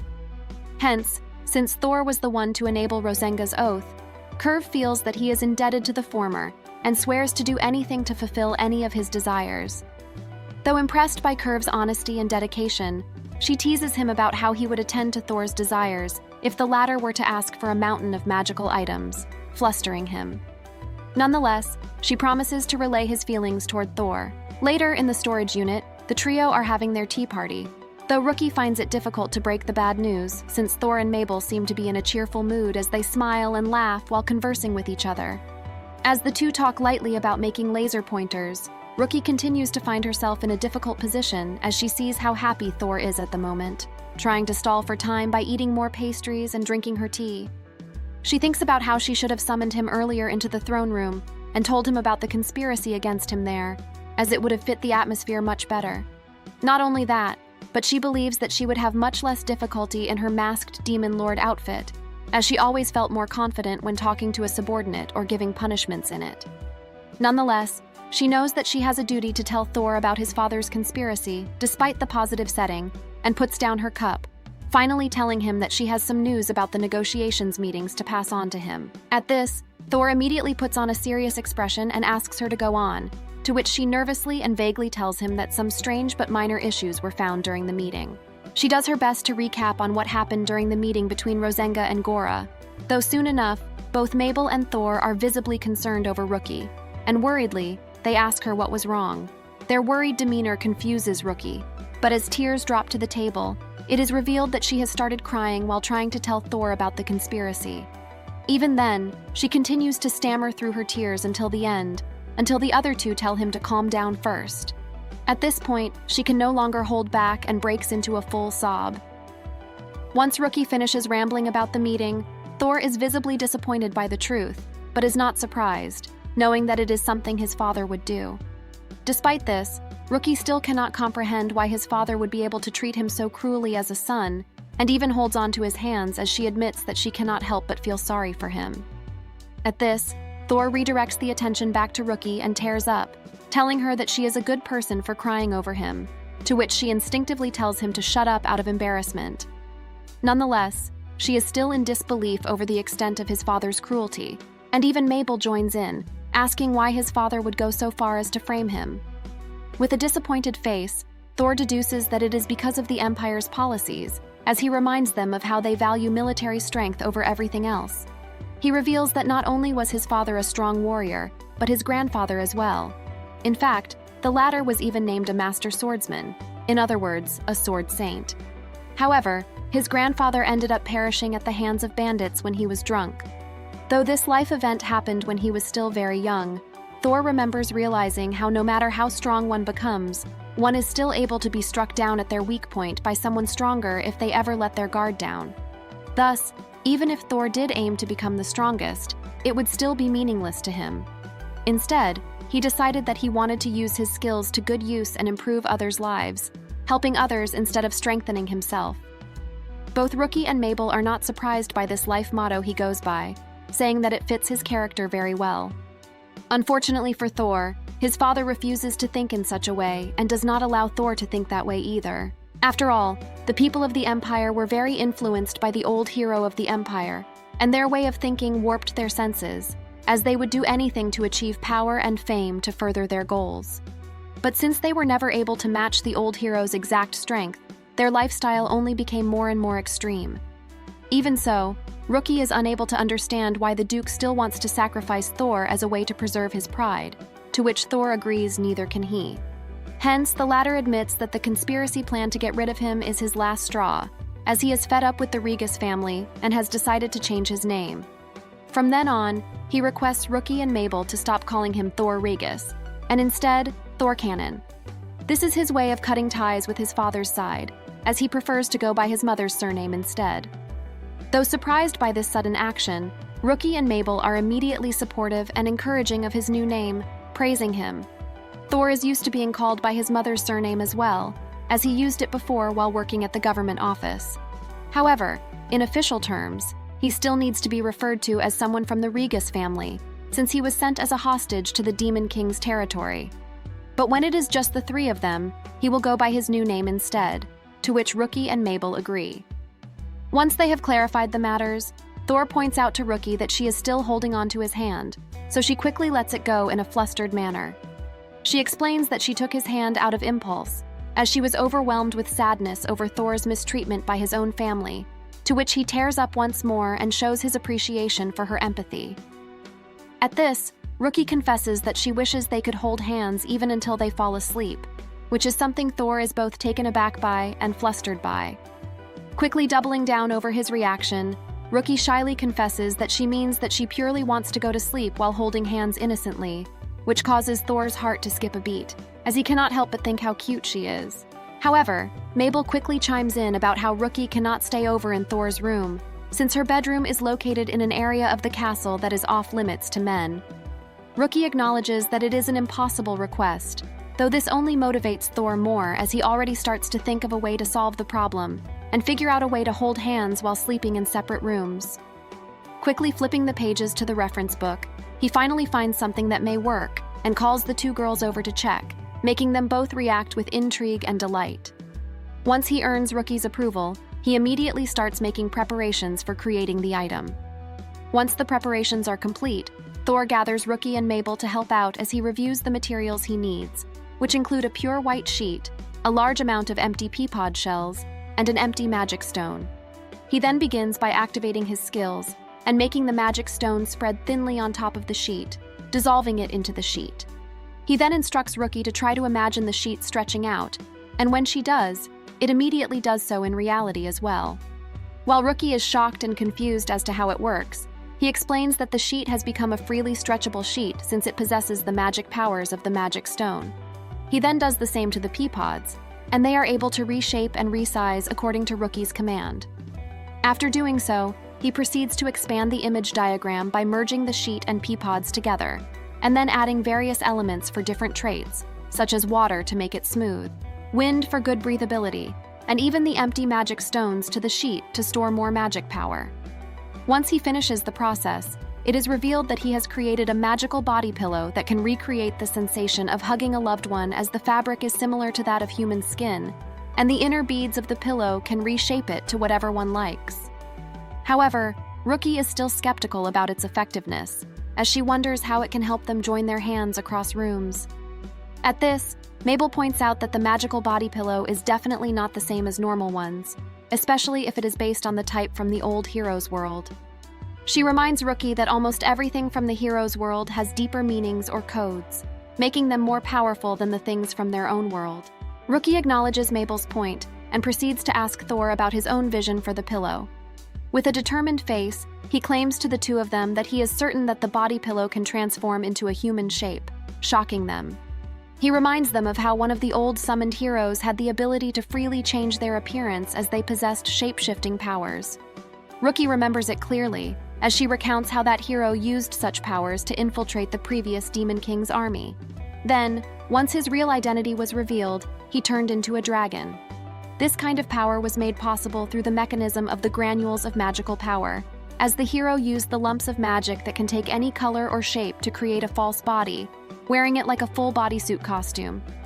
As he uses this analogy, Rookie finally understands the body pillow uses the same mechanism, which Thor confirms as he explains that the special beads in the pillow are actually magical granules, like in the hero's legend. With this in mind, he cannot help but wonder where the people of the hero's world were able to get such creativity and technical skills. Moving on, the trio finally decides to test out the pillow's effect and instruct Mabel to infuse her magic into the pillowcase, and once she does, the pillow starts to react to her. He explains that once the magic stones absorb her powers, they will contain the individual's information as well, and be able to take Mabel's form. However, they are still somewhat skeptical about the outcome, to which Thor simply hopes that it all works out in the end. As they let the magic infuse with the pillow, it slowly starts taking shape, and finally it transforms into a clone of Mabel.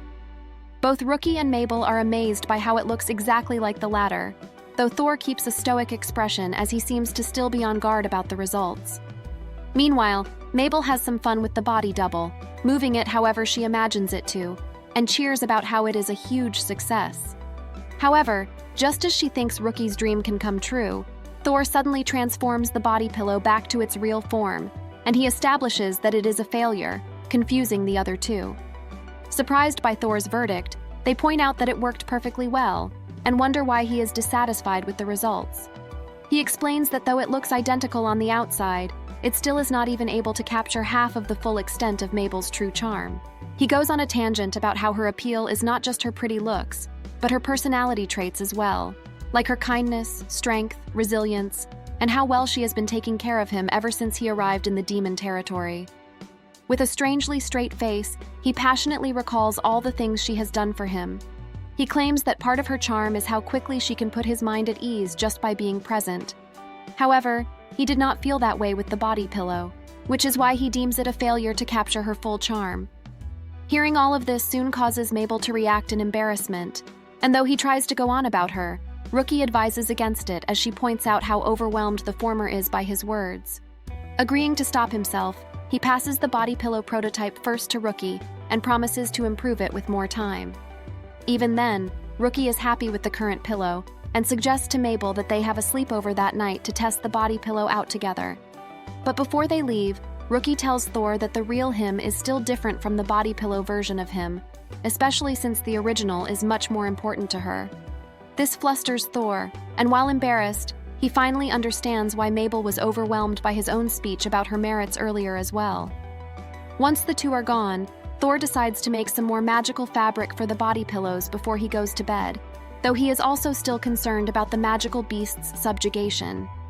Even though he remembers that Rookie told him that it would be unnecessary, he still decides to make her enchanted sword in case of an emergency. Meanwhile, that night, the two girls are lying on either side of the body pillow version of Thor, though they soon find that they are unable to sleep due to just how intimate and embarrassing it feels. Due to this, Thor's body pillow ends up giving the opposite effect of what it was intended for, making them too restless to sleep for the rest of the night. Sometime later, in the mining region of the territory, a bear is walking through the forest when it is suddenly attacked by large spider beasts, and as it is eaten by them, an even larger spider beast overlooks it. On a cliff looking over the forest, a group of lizardmen soldiers are investigating the scene and find that the new magical spider beasts are rapidly increasing in population as the breeding speed has exceeded their expectations. Due to this, the main body, referring to the largest spider beast, has left its nest and is actively spreading more nests throughout the forest, wreaking more havoc on the land. Unable to even imagine how many more subordinates it has in secret, the lizardmen decide that they must inform the Demon King immediately about the turn of events, especially since even just a smaller-sized spider is troublesome to deal with for one of them. As they ride back toward the castle, the leader of the lizardmen estimates that if they are up against 1,000 of them, then both the Demon King's territory and the Empire would suffer greatly. And with that, there are only a few days left until the day of the magical beast's subjugation. There are many other forces at play, such as Duke Ragus, and hopefully the main characters are ready to face them in the near future. Thor tells Mabel to come along, saying it's finally time. Mabel responds with a nod while holding a stack of books. Thor says he hopes it goes well. Mabel replies that she would be happy if they recognize the item. A few hours ago, Mabel tells Thor that he has orders to stay behind at the castle. Thor nervously replies that he thinks so, then explains that with his combat ability at 0, he won't be very useful during the magic beast subjugation. He thinks to himself that, at best, he can only make adjustments to the magic items he's unveiling today. Mabel says that she thinks that's an important role too. Thor notes that Mabel says that to reassure him, but she's very different from the people of the Empire. So he is thinking about staying behind if something happens to Lady Lucy. He clenches his hand into a fist. Mabel brings up the Empire's actions during the magic beast subjugation, but Thor looks tense. He suddenly shouts, asking what she just said. He recalls his thoughts. That's right, he needs to get approval to ignore the order to stay behind, to follow Lady Lucy. A group of beastmen gather. Rookie says she's been waiting for Thor as they arrive at the hall where the meeting is held. She thanks everyone for gathering and introduces Thor as her alchemist who has made a new item and asks everyone to evaluate it. Thor thanks her and begins the explanation. He says what he brings today is a new material. Rookie is shocked to hear about the new material. Thor explains that while making a certain item, a new material is created. She asks if Thor means a new material is made during item production. He says yes, and he wants everyone to see if this material can be put to practical use. Rookie asks if it's the fabric on the table. Mabel then explains that it is fused with magic stones, called magic fabric. Kelv comments that she has never heard of that name before. Mabel says there are 4 pieces of magic fabric imbued with the attributes of earth, water, fire, and wind. Each piece exhibits effects in response to magic power. A minotaur pulls on the fabric, surprised that even with his strength, it doesn't tear. He notes that the earth attribute fabric is extremely durable. The lizard man holds a water attribute fabric, which is very smooth, and says it doesn't get stuck on their scales at all. He praises Thor, saying he has made something incredible. A dwarf holds another piece, stating that the wind attributes coolness would be good for cooking in hot weather, while the fire attributes heat retention would be perfect for cold winter work. He also notes it. He excitedly suggests making clothes with it. Thor watches as the others react with excitement. He notes that everyone seems to like it. It It feels good to know people are happy with his creations. He reflects that seeing the things he makes spread and change people's lives is the true joy of alchemy. He smiles gently. Mabel stands nearby, watching proudly. Suddenly, Rookie calls out, asking everyone to settle down. She says that the magic cloth created by Thor is indeed a wonderful thing, but it's naive to expect everyone to want to use it immediately, and notes how difficult it is to accept something new. Kelv agrees that they must give the villagers a chance to try it out, so she asks whether Thor has any ideas on how to implement it, and Thor wonders aloud if it can be used to defeat the demonic beasts. From what he hears, the monster's nest is in a hot place, as there's a volcano nearby. He suggests that if clothes are made with the wind element in them, it will be cooler for everyone. Rookie and Kelv comment that it makes sense, and that they think it's a good idea, so she will have the materials prepared and says to use those elements and instructs Thor to realize the idea. If successful, the result will be used to defeat the monsters. Thor then agrees, saying he understands. Rookie raises a matter of personal interest, asking if Thor has cloth with the attribute of darkness or light. Kelv insists even Lord Thor can't go that far. Rookie points out that Thor already creates fabrics of the 4 basic elements, and questions what's to stop him from making more. She directs their attention to the cloaks and asks if it's possible, encouraging them to look closely. Thor asks Mabel to assist in presenting the magical fabrics with the attributes of light and darkness, and she responds with eagerness. Mabel lifts the cloth and declares that this is the dark magic cloth. The viewers react with surprise. Kelv asks if it's a magic cloth with a dark attribute. Mabel confirms that when infused with mana, it absorbs light and turns black and opaque. Thor explains that it can be used as a curtain to block out light and would be perfect for night dwellers who need no light to sleep. He adds that the cloth only absorbs light on the surface while still allowing light to pass through the crevices. Rookie understands and asks about a fabric with a light attribute. Thor is silent for a moment, then says it is a failure. As he demonstrates, the cloth lets all the light in and becomes transparent, causing shock among them. He clarifies that the fabric doesn't block light at all. It just passes freely through it. He doesn't know where that would be useful, since it doesn't make the wearer invisible. Only the fabric itself is transparent. Despite the failure, Rookie reflects that while light and darkness might not seem practical, they might become useful when combined with the other 4 basic elements. Rookie smiles warmly, praising Thor's contributions to the Demon Lord's domain over and over. The audience cheers up, and Thor blushes with a touched feeling. He thanks her. She replies that it is a good presentation. Thor hesitates, but then announces that he actually has one more item for her. She is shocked and jokes if Thor is really that hardworking. It scares her. Thor turns to Kelv and asks for assistance. Kelv agrees, and Thor pulls out an object. He says it's nothing out of the ordinary, but still, it's a magic sword. The demons are shocked and wonder if it's the same kind of magic sword that even elves and dwarves together fail to replicate, or if it's like the one wielded by the first demon ruler. While another questions whether it's some kind of joke, Rookie asks if Thor really makes it. Thor, gripping the sword, confirms it is a magic sword. Thor bows slightly and addresses the demon lord, asking for a favor. She listens, and he requests to be allowed to accompany her on the upcoming monster campaign. The crowd reacts with surprise. Thor explains the expedition will use many magical items, and since he will need to customize them, his presence will be useful. Kelv notes that only Thor can customize the magic items, and if a lot of new cloth is needed, it would be better if Thor accompanies them. Rookie looks serious and responds that she is against it. She informs him that the demonic beast they must defeat is completely unexplored, and its reason for appearing is unknown. She has received an intelligence report stating they may face 1,000 of them. Assuming the worst case, their numbers are growing every day. That number is twice the size of their combined forces.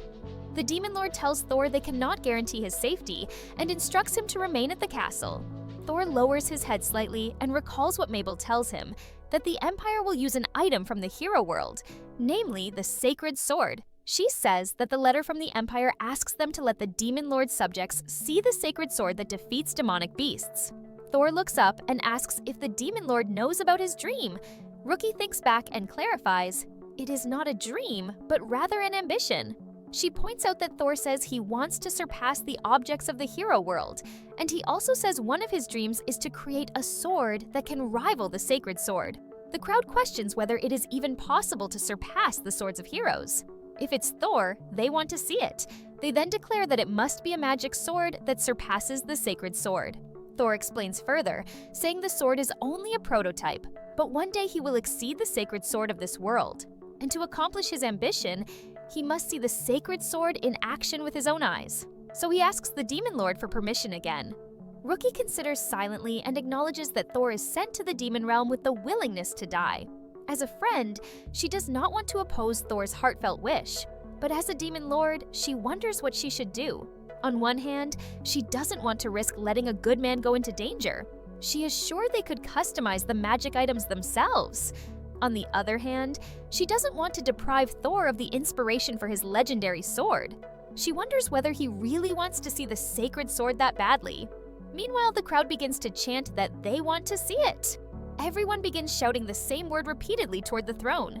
She thinks that with everyone on Thor's side, as Lord, she cannot refuse. She looks down and thinks about Thor's aspirations. She affirms it is as she promises. Looking at Thor's passion and zeal, she can only accept those aspirations. She then announces that Thor the Alchemist is assigned to the logistics division. She raises her voice to command Thor to follow her as her court alchemist, departing in 3 days. Thor is shouting his thanks. Mabel calls out to Master Thor, smiling and saying she's glad it works out. Thor looks back and asks if she knows this would happen. Mabel tells him again that she's his assistant. He smiles softly and admits that he doesn't deserve her. Rookie happily thinks that Thor's eyes are glowing with happiness, the joy of his upcoming encounter with the sacred sword.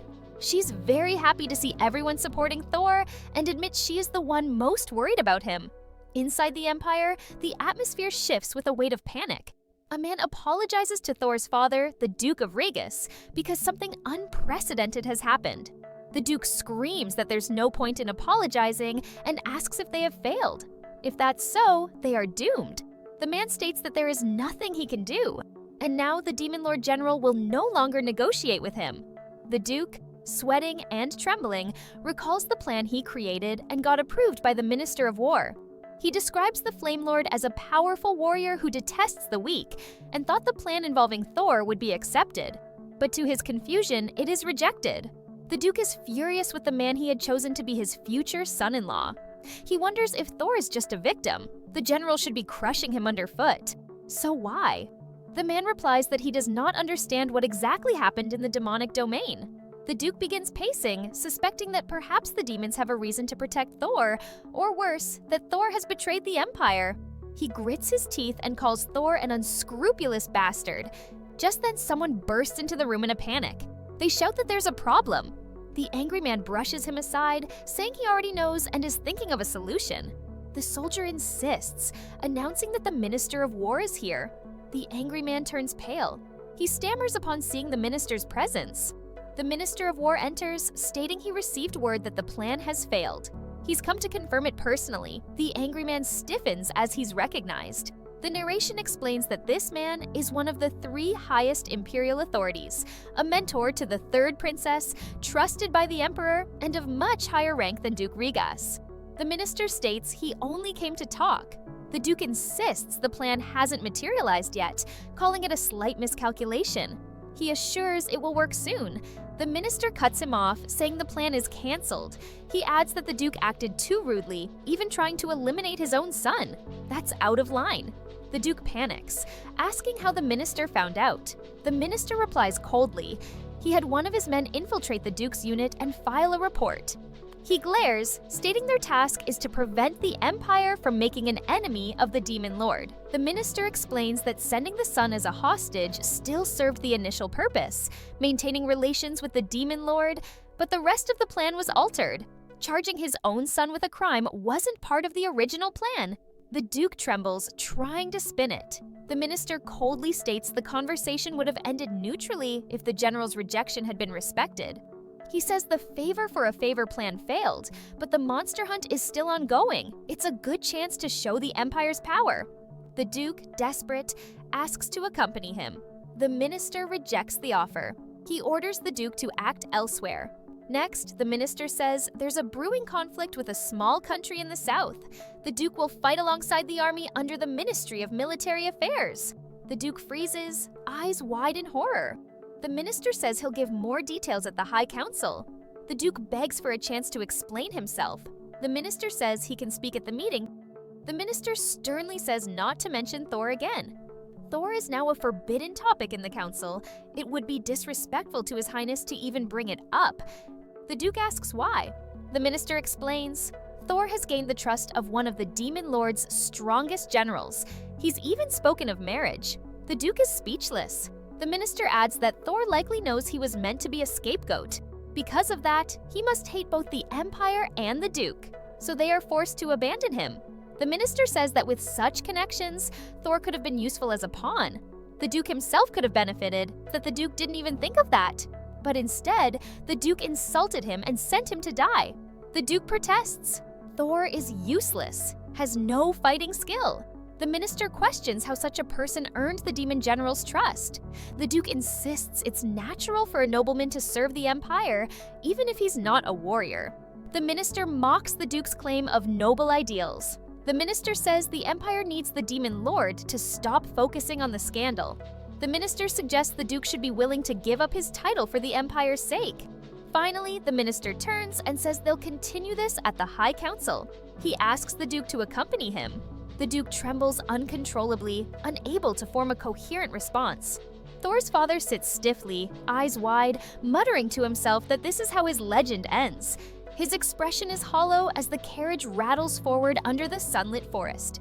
He stares through the bars and questions if this is truly the end. He shakes his head. Not yet. No. He imagines Thor glowing like a saint, insisting they merely had a misunderstanding. Wouldn't he want help from his father? Reconciliation? He raises his voice as if speaking to himself or to some imagined audience. Thor's father begins rationalizing aloud. Sons love their fathers, don't they? This must be nothing more than a father-son quarrel. Claiming it was for his sake that Thor flattered the general and the others. Why else would someone like Thor try so hard? Clenching his fist, he mutters that if they had only exchanged letters once, none of this would have happened. He declares to the minister that if Thor had wanted to come back, it was possible. The minister looks confused, asking what he means. Thor's father continues, eyes burning, shouting that Thor was rated D by the Demon Lord, so he did his job as a spy. They should write to Thor and expose him as a loyal dog of the Empire. The minister stares silently, wondering if this man is still trying to justify himself. But after a moment, he begins to think it through. He murmurs to himself that if he sends a letter to Thor Regus, he might be able to plant seeds of doubt in the Demon Lord. The other official, now resolute, announces that they should get to it. In the capital of the Empire of Dolgaria, the Emperor sits in a throne room. He addresses his daughter. She kneels, responding respectfully to her father's call. Third Princess, Liana, answers, "Yes, Your Majesty." The Emperor continues, "A new kind of monster has appeared on the demon borderlands, specifically a giant spider monster. He states that negotiations with the demons have been unsuccessful. They must show strength through battle. Let them remember that Dolgaria is an empire of heroes, strong enough to defeat even the Demon Lord." Liana bows her head, replying that she understands. The Emperor praises her spirit and tells her she should take that strength into battle. He instructs her to use a weapon, the sacred sword of Dolgaria, once wielded by heroes from another world, to demonstrate the power of the Empire in the Demon Lord's land. Liana looks at the sword solemnly. She smiles proudly, declaring it a great honor to be chosen as the guardian of the great sacred sword. She introduces herself as Liana, third princess of Dolgaria, and says she will show everyone the second coming of the heroes of another world. She vows to let the blessing and light of the heroes become the strength of the Empire. The Emperor agrees. That's right. Before departing, Liana is asked if there's anything she would like. She requests to see her twin, Sophia. The Emperor allows it. Liana thanks him. Her expression softens. She whispers that she'll join Sophia in a minute. Sophia smiles happily. Sophia, sitting nearby, greets her calmly, saying she has been looking forward to meeting her. Sophia softly calls Liana the Princess of the Sacred Sword. Liana flinches, blushing deeply, and tells her to stop it. She stammers that she feels embarrassed when called that. Sophia asks if it's okay that Liana is here. Liana asks if there's a ceremony at the palace today. Sophia replies that the ceremony is already over and says she can't tell her the details. Liana responds she doesn't care as long as Sophia is healthy. Sophia repeats her words. She doesn't care as long as Liana is healthy. Sophia then says she will make some tea. Liana panics and tells her not to let the maids do it. Sophia smiles as she pours tea herself. Sophia quietly says that now that Liana is here, she wants to do her best. She claims she's already started. Liana calls out to her gently, saying, "Sister." Sophia glances down. She says if Liana were strong enough, she would have been the princess of the sacred sword, not Sophia. She adds that physical strength is one of Liana's strengths. Liana looks conflicted. Sophia claims that her magical power of light is nowhere near as strong as Liana's. She then says Liana would be able to use the sword more successfully than she could. She says she's not strong enough to handle the sacred sword. She adds that if she had it, it would be a waste of treasure. Sophia says she's content with her position. She reflects that if she had been born a commoner, she would have been sent to war. Or if born a common noble, she would have been sent to another country as a hostage. Liana responds, surprised, asking, "What? Hostage to another country?" Sophia confirms it and brings up that she heard Duke Regis's son was sent to the demons like that. Sophia believes it was punishment for not restoring the magic sword well. That time, Sophia continues, saying she was told half the sword was restored by some drifter who was never found. She says Liana can come here before and after she does her job, right? She then asks if Liana has figured it out yet. She then praises Liana as a great sister. Sophia tells her she has some advice for her. She then casts a barrier spell around them, slamming her hand on the ground with magical force. Liana is shocked. She says now no one outside can overhear them, exclaiming that Sophia shouldn't use magic for something small like that. It would harm her body. Sophia assures her that she's fine and tells her not to worry. Liana worries that Sophia might have a fever, touching her forehead and feeling the heat. Sophia calmly asks her to listen.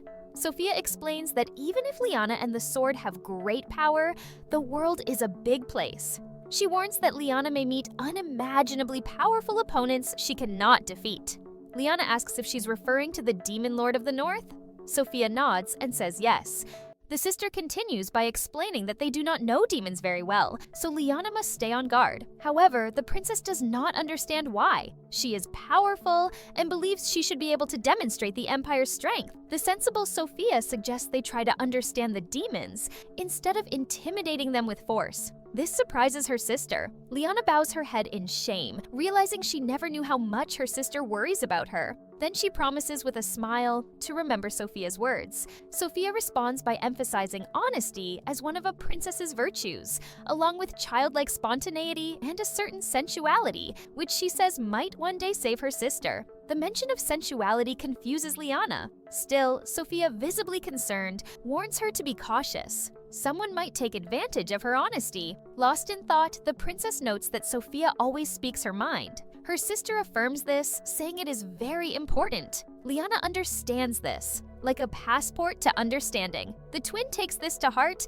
though with some concern. Then she hears footsteps and ends her magic spell. It is the maid, whom she asks if there is anything to report. The maid replies that the Minister of War has arrived to see Her Highness. Suddenly, the man steps in front of the maid, startling her. Zagran apologizes to Liana and Sophia and explains he has additional orders from the Emperor. It turns out the princess is to gather her troops at the Ministry of War and proceed immediately to the Demon Lord's territory. The girl is excited by the urgency of the command. However, the minister stresses this is a direct order from His Majesty. Sophia urges Liana to be careful. Zagran glares at the girl disapprovingly. She turns to face him, ready to defend her sister. The minister coldly replies that this matter does not concern Sophia. He advises her to remain calm and stay here until it is her time to act. Her Highness begins to protest the rude treatment of her twin, but the man interrupts, making it clear that time is short. A crowd of knights gathers behind them. Then, in a stern tone, Zagran reminds Liana of her desire to be the perfect princess. That brings the girl to her senses, and she obeys. Sophia watches this with alarm. The fighters are ready. Her Highness walks forward with determination. Meanwhile, in the Demon Lord's domain, the party preparing to defeat the Hexambus monster travels along the southern route. Their destination, the mountainous terrain to the south. Thor peers out of the carriage, observing the trail of carts and people. The squad consists of Minotaur infantry and elven mages, followed by the support group's wagons carrying food, weapons, and armor. The protagonist wants to transport everything using a so-called compact storage unit, but Mr. Kelv refuses. His reasoning is to bolster the soldiers' confidence. If they replaced piles of supplies with a single mysterious box, it might unsettle the demons. Thor hopes everything goes smoothly. Then he notices the maid in front of him. Mabel, with a focused expression, clasps her hands as if in prayer. Thor tries to distract her with a smile, saying they'll handle their part of the work together. The girl brightens and enthusiastically vows to protect her master, even at the cost of her life. He begins to protest, but the assistant asks him not to say such things. This surprises the alchemist. Mabel, with deep feeling, declares that Thor is important to her, to his majesty, and to all their lands. Thor thanks Mabel, silently acknowledging that he feels the same. With a battle-ready stance, the girl then insists that Thor should leave everything to her. He laughs, explaining that Rookie needs to inspect the magic sword from the safest place possible, so he's confident things will go well. Mabel promises to secure a good spot. Suddenly, the master hears something and calls Mabel over to check. The Imperial troops, as Thor notes, have already arrived. A few days later, the Demon Lord's army reaches the rendezvous point with the Empire's forces. 2 muscular Minotaurs guard the Overlord's tent. His Majesty decides to rest here before meeting with the Imperial representatives. He turns to those present, Kelv, the Elven and Minotaur commanders, Mabel, and Thor, thanks them for their service. Meanwhile, General Gargaros and his lizard troops scout the Hexenbius nest. Through a telescope, the general watches the monster's behavior, ready to fight if it advances. Just then, the Demon Lord notices something unexpected. The Chancellor and the commanders agree with His Majesty's concerns. No one expected the tent's canopy to be so comfortable. Thor smiles, noting that the wind-infused fabric offers a breeze even in still weather. Their clothes and undergarments, also made from the same fabric, prevent sweat buildup and keep them cool. An eared figure appears in the tent's opening and apologizes for the intrusion. The Catgirl drops to one knee and announces that all supplies have been delivered. She asks them to verify everything. The Overlord nods, gesturing for Mabel and Thor to follow. Their guide leads them to a dark tent, activates her mana, and reveals the barrels and crates inside, surprising everyone. She confirms they have ample food for many days. His Majesty smiles and notes that even the seemingly useless light attribute fabric, which the alchemist once thought transparent and impractical, has proven valuable. The girl then turns to Kelv, who darkly asks what's going on. The Catgirl begins to explain something about the new tents,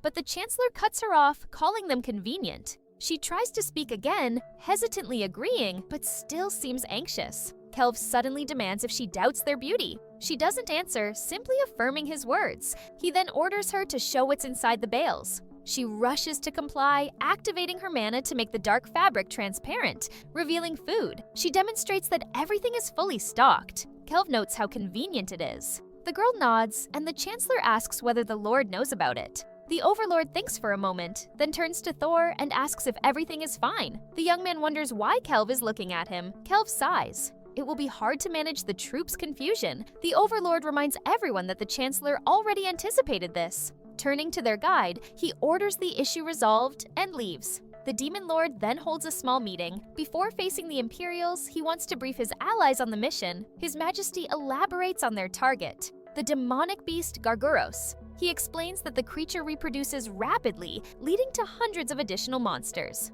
The population grows daily. While the demons can potentially win without the Empire's help, Rookie believes that going it alone would endanger their soldiers unnecessarily. She intends to proceed with extreme caution and avoid any casualties. Clenching her fist, she declares her decision. The demons will join the Empire in launching a full-scale offensive to exterminate the spiders. The group receives this with solemn understanding. Kelv remarks that this marks the first time both nations act in unity. A successful operation could foster lasting diplomacy, and the liberated minds would benefit demonkind through trade. He outlines the strategy. Scouts report that Hexenbeast and the spiders occupy the mountainside, with smaller spiders scattered through the web. Direct engagement would be too dangerous, so they plan to lure the creatures out. The general's troops will ignite the threads. Thor's storerooms contain the flames prepared for burning the web. The Demon Lord believes this should be enough to handle the threads. Kelv continues. The elven troops will launch the first magical volley.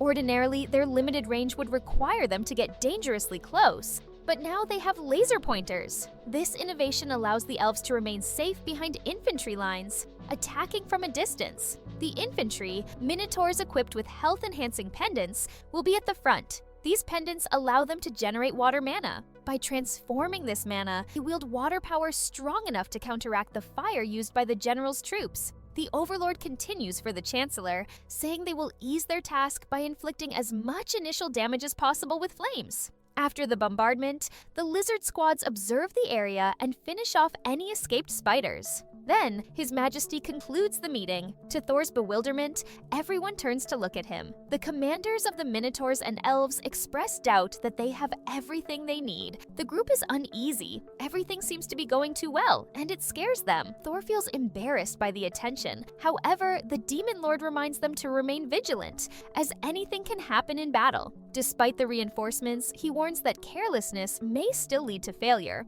The assembled commanders take this seriously and eagerly promise to stay cautious. His Majesty then approaches the Chancellor about strengthening cooperation with the Empire. With concern, the Chancellor apologizes. There is still no news from the Allied Guard. This surprises the monarch. Kelv explains that while greetings were exchanged, the Imperials haven't yet shared their own plans, despite being briefed on the demon's strategy. The ruler finds this baffling. The alchemists reflect that the Empire likely can't be trusted. They anticipate this behavior and send scouts ahead before arriving. Thor suspects the Imperial Guard will act independently, assuming the enemy is weak and disregarding verbal agreements. Just then, someone bursts into the tent with urgent news. A lizard man confirms Thor's suspicions. The Empire's soldiers have already engaged the demonic creatures. The scout continues, explaining that they provoked Gargarosa and the small spiders, herding them toward a rocky outcrop at the cliff's base. He ends his report by asking the Demon Lord for further instructions. Earlier, the Minister of Military Affairs had spoken with the Imperial Guard. Zagran remarks that defeating monsters in the Demon Lord's territory offers a rare opportunity to display the Empire's strength. He urges the soldiers to act with responsibility, and they agree loudly. Admiringly, the man then invites Her Majesty to speak. The princess charmingly thanks them for their efforts, noting they must be tired since it's still a long way to the volcano, and quite hot here. But the soldiers loudly insist they are full of energy. Liana is perplexed. She herself is sweating under her armor. She silently longs to return home and see her sister. But Zagran's stern gaze snaps her back to the moment, and she continues. The princess announces that Gargarosa has already spotted them and is approaching. She raises her sacred sword, calling on the garrison to defeat the monster and prove that demons and non-humans are no match for them. With fervor, she declares that vanquishing evil is the mission of heroes' successors. While the crowd cheers, Her Majesty and Zagran discuss their numbers. They have about 300 elite guards, more than enough. The Demon Lord's forces number only about 100. The minister notes that with 3 times the manpower, they should be able to defeat the monsters without outside help, proving their superiority. He then turns to the princess, asking if she remembers the action plan. She confirms that the soldiers will restrict the small spider's movement, while she strikes the Hexen Beast with the legendary weapon. Zagran adds that once the giant falls, the remaining spiders can be easily dispatched. He also reminds Liana to monitor her mana. She responds irritably that she already knows. Still, the minister warns her again. The Holy Blade requires immense mana and can only be used briefly. He urges her to pace herself. The princess snaps that he doesn't need to repeat himself. She won't embarrass herself in front of the Demon Lord. Zagran glares and reminds her that she must also uphold her image in front of the troops. His look unsettles her. Liana sighs deeply. The thought passes through her mind, she must be the perfect princess for all to see, brave like a hero and cold as an emperor. She closes her eyes in exhaustion. When she opens them, she forces a grin. Just then, the soldiers spot the incoming enemy.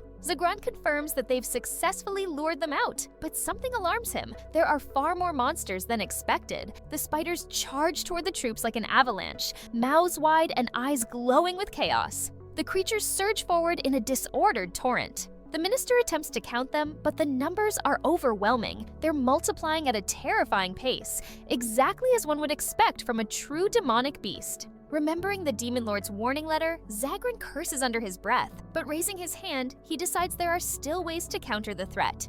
At his signal, the drums begin to thunder, and the soldiers form a shield wall. Spears point outward. The minister reassures himself, this is just a mindless horde. They have strategy, formations, and discipline. The guardsmen brace to strike. Meanwhile, Zagran fixates on a single thought. They must win. The monsters charge, teeth bared. The first wave slams into the shield wall, which barely holds. Zagran orders the archers. A storm of arrows rains down on the spiders, piercing and wounding many. With his raised axe as the signal, the Imperials thrust their spears into the demonic swarm. By Zagran's next command, the magicians act. Channeling their spells, they summon fire. A blazing fireball crashes into the battlefield, cloaking it in smoke. Flames consume scores of enemies, though many continue charging. Zagran announces that the enemy's momentum is slowing and commands the cavalry to cut a path toward the giant spider. With a shout, the cavalry surges forward, swords drawn. Their blades cleave through the monstrous ranks. As they near Hexenbeast, Zagran turns to Her Majesty, telling her the moment has come to strike the primary beast. Standing tall in her chariot, Liana holds the sacred sword and responds with resolve. Leaning into the weapon, she asks for its strength. The sacred sword of Dolgeria glows in answer. Watching the battlefield, Zagran admires the army's order and adaptability. His glasses reflect the chaos below. He thinks, all that remains is to unleash the legendary weapon and end this nightmare. Yet the spider's six-eyed glare unnerves him. The monster lets out a furious roar, a deafening, soul-rattling cry that echoes across the plain. The warriors tremble to their very bones, but they keep moving forward. The monster's hunger intensifies, and it roars again, even louder. Zagran stands at the center of the terrified troops, overwhelmed by the realization that the beast's roar alone can shatter the Empire's momentum. But he shakes the thought off and takes a firm stance. He orders the cavalry to press on. The knights respond with confidence. Yet before they can fully absorb the command, something large and fast charges toward them. In a blur, the monster's massive limb lashes out, severing the heads of all who dare approach. Zagran is horrified. He realizes they must pull back. He turns to warn Her Highness not to leave the line, but he's too late. Liana charges forward in her chariot, racing past him. He shouts her name in shock. She draws her sword, ready to confront the threat. Her instincts scream that now is the time. Through the chaos, her eyes lock onto the clear path leading straight to the beast. Bodies lie scattered around her, limbs torn and broken. She vows to avenge them. A wall of giant spiders races toward her. Dropping to one knee, she braces for impact. Zagran panics and orders the troops to shield Her Highness. The formation responds immediately. The infantry guards the rear while the mages ready their spells to strike the main force. The monster closes in, but Liana doesn't flinch. With immense strength, she swings the sacred sword of Dolgeria, a legacy of ancient heroes aiming to crush her foe. The knights watch in stunned silence, their faces twisted with horror and dread. The monstrous horde presses in, led by a titanic specimen, birthing more spiders by the second. Liana's heart sinks. The largest beast spawns additional horrors from within. Still, she doesn't falter. She must destroy it. Failure means the end of everything. She lunges forward, slipping beneath the massive spider and lifting her sword. She casts a spell, channeling the sacred blade's light. A radiant beam shoots forth, striking the monster's side and scorching its flesh. The beast screams, a terrifying guttural cry. Her Highness watches intently. Something feels off about its reaction. Then a devastating blow hits her. Her chariot explodes into splinters. She leaps away just in time, heart racing, panic sets in, smaller spiders distract her, and she misses her chance to finish the beast. Gripping the sword tightly, she feels her hands tremble. Then comes the realization, her mana is gone. Her strength has vanished. The man looks at the wounded monster, reflecting on the fact that the Holy Sword strike doesn't kill it, it only leaves a serious injury. Holding his hand to the side, he signals the magical squad to initiate a fire attack. An explosion follows. The order is executed flawlessly. He stares intently into the swirling fire and smoke. The monster stands there, unharmed. The blast dissipates his eyes. Such a powerful strike fails to even wound the beast. He begins to wonder if perhaps only Her Highness's blow can truly harm the spider. But something at the flank draws his attention. The defensive line is starting to collapse.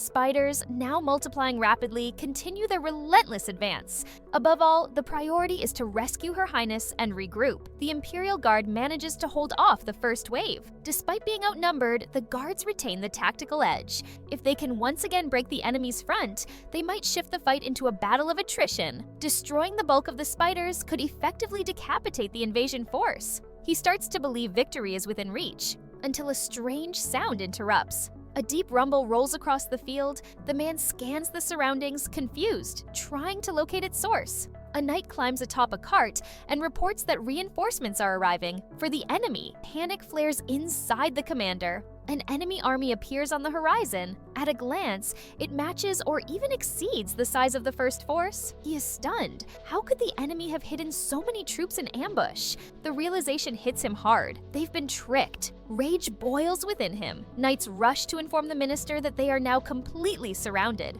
At once, the troops are ordered to tighten formation. Spiders pour in from every side, enclosing the warriors in a deadly trap. Anxiety spreads. No one knows what's happening. Some knights estimate the enemy's numbers, perhaps 300, maybe 500. Regardless, they are vastly outnumbered, and it shows. Fear grips the soldiers. A single grim thought unites them. They are nothing but prey to these monsters. Her Highness struggles to regain her strength. Her mana is depleted. Still, she forces herself to rise. She may lack magic, but she still possesses her swordsmanship. Even so, the idea of fighting such a beast with only a blade feels hopeless. Suddenly, a crushing blow lands right in front of her, obliterating everything nearby. Shock paints her face. A monstrous spider roars, just meters away. Its sheer size is staggering. This creature can't be stopped without the help of true heroes. Doubt floods her. Her legs tremble. She drops to the ground. The beast is terrifying. It sticks out a long, grotesque tongue, utterly unlike a normal spider aside from its size.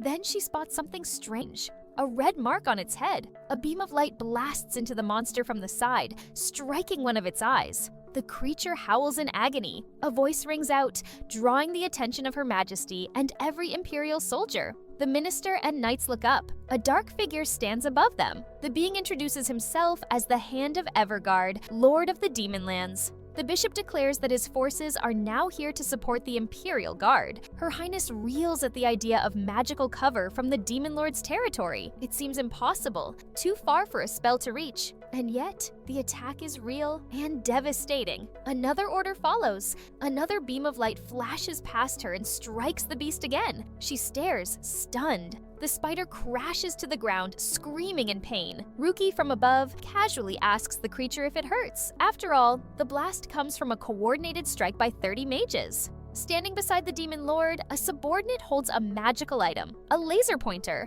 This tool not only expands the range of their magic, but also focuses it on a single point. As a result, the mages' combined attacks merge into a devastating force. When Ruki tries it himself earlier, he is amazed by the explosive force at the point of impact. Mabel turns to Thor excitedly, asking if he saw what just happened. Thor nods, replying that he did, and he finds the laser pointer's strike incredible. He imagines the sword Her Highness wields. Its divine grace radiating with every move, feels himself almost falling in love. Thor appears elated, lost in his thoughts about the sacred weapon. Ruki and his companion gaze at the assembled Imperial Guards. He's surprised. They're seriously trying to defeat the demonic beast Gargarosa on their own. He suspects that perhaps the intent is to boost the princess's prestige using the sacred sword, or to showcase the power of a hero's weapon to the demons. His subordinate asks Her Majesty whether she ever expected events to unfold this way. For her, it's within the realm of possibility. The Empire has abandoned Thor before,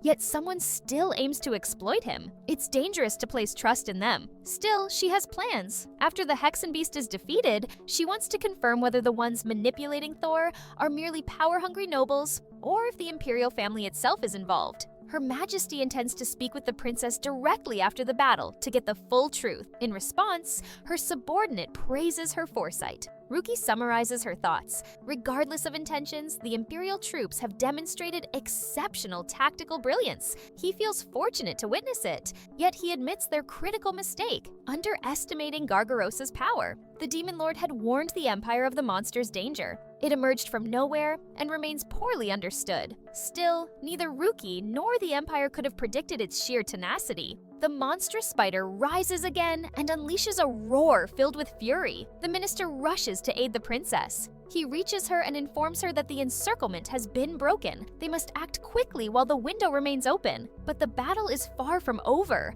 Gargarosa is still a monstrous threat. Even the demon lord cannot defeat it alone. However, long-range attacks can still wear it down, and the army must seize this chance. For that, they need the holy sword once more. The princess recalls the beam that hit the spider and feels uneasy. Still, she nods in agreement with the minister. He supports her so she doesn't collapse and helps her move. She's completely drained. From the observation point, Ruki and the demon queen watch. One of the demon warriors reports that the spiders are no longer besieging the empire. They're advancing straight toward the demons now. Ruki realizes the princess's weapon didn't cause enough damage. He raises his hand, signaling the imperial troops and clarifying that despite the enemy's overwhelming numbers, their strategy remains the same. Her Majesty commands the use of long-range magic to slow the spiders' approach. Once their momentum breaks, the general's troops and the minotaurs will charge. The Minotaur commander rallies his soldiers. A massive horde of warriors responds. He orders them to activate their health enhancement pendants and prepare for battle. Fire magic adds the boost. Energy plus 100. Next, the Elven army's general issues his command. They must support the Minotaurs with concentrated magic. Determined, he vows to Her Majesty that he will demonstrate the full strength of his lineage. Slinging a massive sword over his shoulder, the man burns with vengeance for the destruction the monsters wrought on his homeland. Agnes turns to her father. She too is ready to fight, not just him. In her heart, she calls out to Lord Thor to witness her resolve. Her physical strength surges. 400 added, the Elven commander orders the attack to begin. To unleash the magical salvo, the Elven magicians line up in perfect formation, pointing their staffs forward as the enemy draws near. At that moment, as the carriage moves along the road, a noise echoes from the forest. A knight rushes toward the travelers. The young man manages to catch up with his target. The passenger inside hands him a scroll and pleads, saying he's counting on him. The knight nods. He knows it's his duty to deliver the message. He hurries forward, determined to ensure the letter reaches its intended recipient. On the battlefield, the tension escalates. The Imperial troops struggle to withstand the enemy's relentless assault. Everyone fights the best they can. The minister frantically directs the knights. Many spiders fall. The Minotaur general battles with unwavering confidence. The Demon Queen watches, her expression grim. Thor and Mabel observe from the sidelines. Their primary target is the red glowing spot on Gargarosa's body. The Elven commander understands how difficult it is to land a hit there. Some mage soldiers can't even see the mark, while others may miss. But the laser pointer ensures that no volley strays from the target. The monster is badly wounded. The most critical blow strikes its eye. Another magical assault follows, severing 2 of its limbs. Ruki notes that losing those legs will undoubtedly slow Gargarosa, signaling that the moment is ripe. He instructs Kelt to redirect the laser pointer at a swarm of small spiders approaching them. Kelt obeys and adjusts the beam accordingly. Her Majesty casts a spell to summon the dark flame, which bursts from the Demon Lord's palm. She believes that since the princess demonstrated the Holy Sword's power, it's time to show the might of dark mana. With a triumphant smile, she unleashes her attack. Ruki channels the magical flame of emptiness toward the swarm. The blaze tears through the spiders' ranks, incinerating them in seconds. Their death cries echo as the flames consume them with blinding speed. Pleased, Ruki notes that although the magical flame of emptiness possesses immense power, its short range limits its use. Yet the laser pointer compensates perfectly. The Minotaur commander is stunned by the devastation. Entire hordes vanish in a single blast, all thanks to the Demon Lord. The girl feels both awe and dread. Those touched by the flame turn to ash instantly. The sight is terrifying and mesmerizing. The princess and the minister notice the massive explosion. She's astonished. The Demon Lord too is surprised by how long the flame burns, though confident it will die down soon. Still, they decide to strike again with even greater force. Kelv, trembling slightly, reflects anxiously. The strongest warrior in close combat has now become equally powerful at long range. He's even more shocked by how rapidly their magic evolves. His thoughts are interrupted by the commander, who orders him to shift the pointer to the other flank. Kelv complies, adjusting the direction of the magical weapon. Another shot fires. Flames erupt once more, striking the enemy's formation. The Lord and Kelv stare ahead in disbelief. The Minotaurs, too, watch with awe. Everhard can't understand why the demonic void flame moves with the pointer, as if it's attached to it or endlessly emitted from it. Kelv doesn't know the answer either, but he suspects it's a property of the pointer itself. The Overlord finds this a promising development. It means greater damage potential. She sends a second volley of the void flame. This time, the fire blazes even higher and wider, engulfing everything. Screams pierce the air. The attackers are disoriented. Thick black smoke rises. Her Majesty believes the flame has multiplied in power, likely due to the laser pointer channeling dark element magic. Thor once explained that the pointer works on the principle of dark versus light elements. Dark mana suppresses light mana, condensing it into a thin, focused beam. The Lord concludes that if the pointer conducts the flame, then the underlying dark mana feeds it, like adding wood to a fire, making it flare greedily. That's why the flame doesn't extinguish. It follows the beam, fueled by whatever it touches. The fire continues to devour the enemy as long as the mana supply lasts. The Lord himself imbues the pointer's magical stone with dark mana. It becomes clear that both the laser pointer and the demonic void flame share the same nature. Both are powered by the assistant's mana. The connection between wielder and weapon is undeniable. When he directs his energy, both obey. Kelv asks Her Majesty if using the pointer allows her to control the magic's direction. In response, she demonstrates, sweeping the laser pointer across the field, igniting everything it touches. Kelv is visibly stunned. Inside, he's certain hundreds more spiders have just been obliterated. Rookie Everhard stares, full of admiration for the brilliant invention of Mr. Alchemist, Thor. The spiders suddenly change direction, and the elves quickly notice they're now heading straight for them. The monsters scatter, trying to flee in different directions, but the chief elf gives the command, no one escapes. He refuses to let the ruler down. Magic strikes the monsters again. Many fall. The remaining few flee in terror,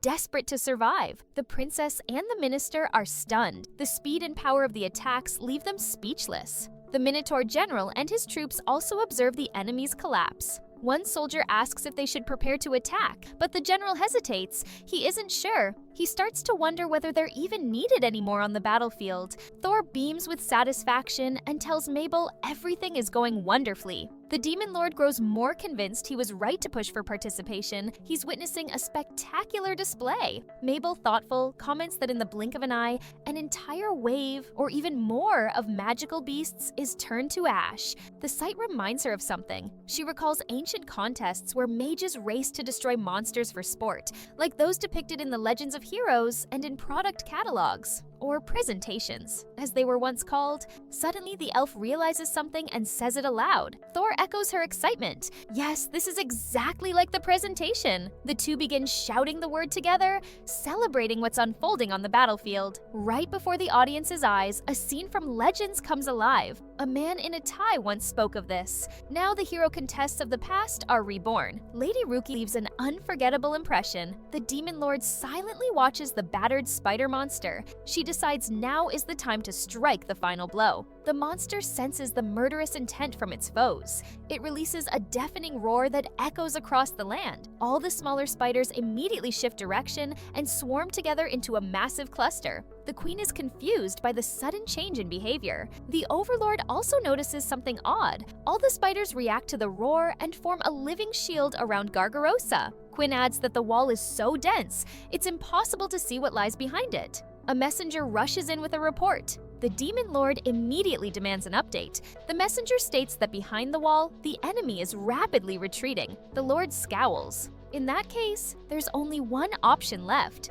Gargarosa and its shield must be annihilated. Quinn grows anxious. His Majesty plans to use something drastic. The concern is warranted. The ruler decides to rely on Master Thor's improvisation, a magic sword created just for her. He responds with confidence. This is exactly what he intends to do. The monster tries to flee again, but without two legs, it's far slower. Another attack lands, this time from behind, catching it off guard. Gargarosa flails in confusion and desperation. The Demon Lord steps forward, gracefully wielding a long black sword. The elves pause to watch. Everyone sees that His Majesty has drawn his weapon. This magical blade, crafted by Master Thor, belongs to the Demon Lord alone. It is not Ruki, but Her Majesty who calls on the sword for power. She invokes the faithful flame. Black tongues of fire swirl around her. As she grips the hilt, the mana sealed within the sword's magic stone erupts. This is the weapon's signature ability. Thor once promised that the sword's mana would merge with hers,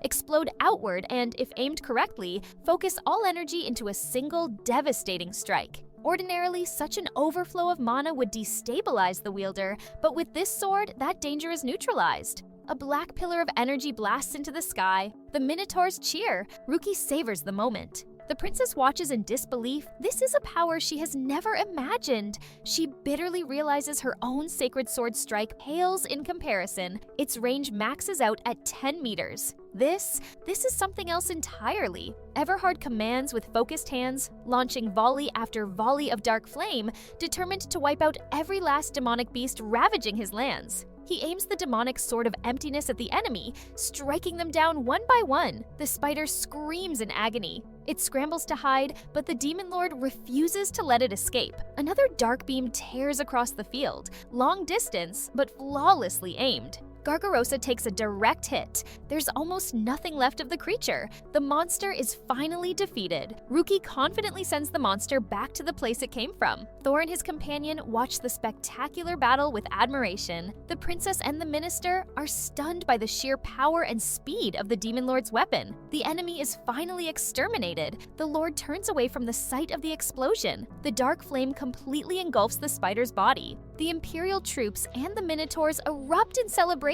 Cries of victory echo in unison across the battlefield. Every being able to witness the scene is left in awe at how Her Majesty's sword destroys the demonic beast. It is a grand spectacle for all. The victory seems so effortless that some can hardly believe their eyes. Among the happiest are the hero and the elf, pleased blush spreading across Thor's cheeks. The princess feels like she might faint. In her thoughts, she turns to her sister, realizing how right she was. Her sister once told her that the world is vast, and one day she would meet an opponent whose strength would defy all expectations. Though Liana had believed it possible, she never imagined it would be like this. The warriors of the demon army approach the Lord. The Minotaur general laments that everything ended before they had a chance to prove themselves. He apologizes for not being able to contribute. The ruler quickly reassures his subordinates. He never expected to handle everything himself, and he promises that more important tasks lie ahead. His words warm the warriors' hearts,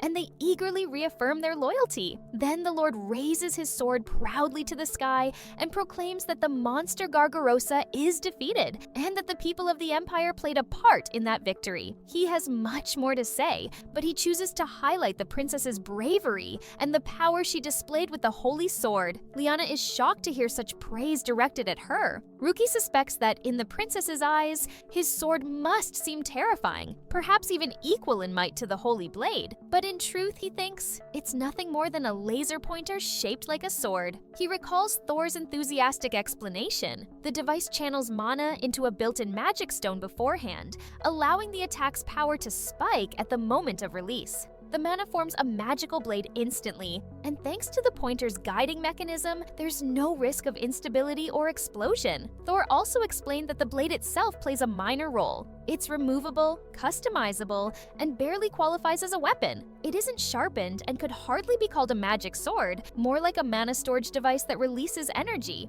And yet, despite these limitations, the blade alone could disarm an entire empire. Ruki smirks at the thought. The Lord clears his throat with a light cough and turns to the Imperial troops. He wants to speak about their mission and addresses the princess directly, asking for her attention. Liana starts to grow nervous. She and the minister head toward the tent atop the hill. The minister is visibly displeased. To him, the entire battle feels like a strategic miscalculation. When the Empire sent bandits to scout the demon territory, they reported seeing only about 100 spiders.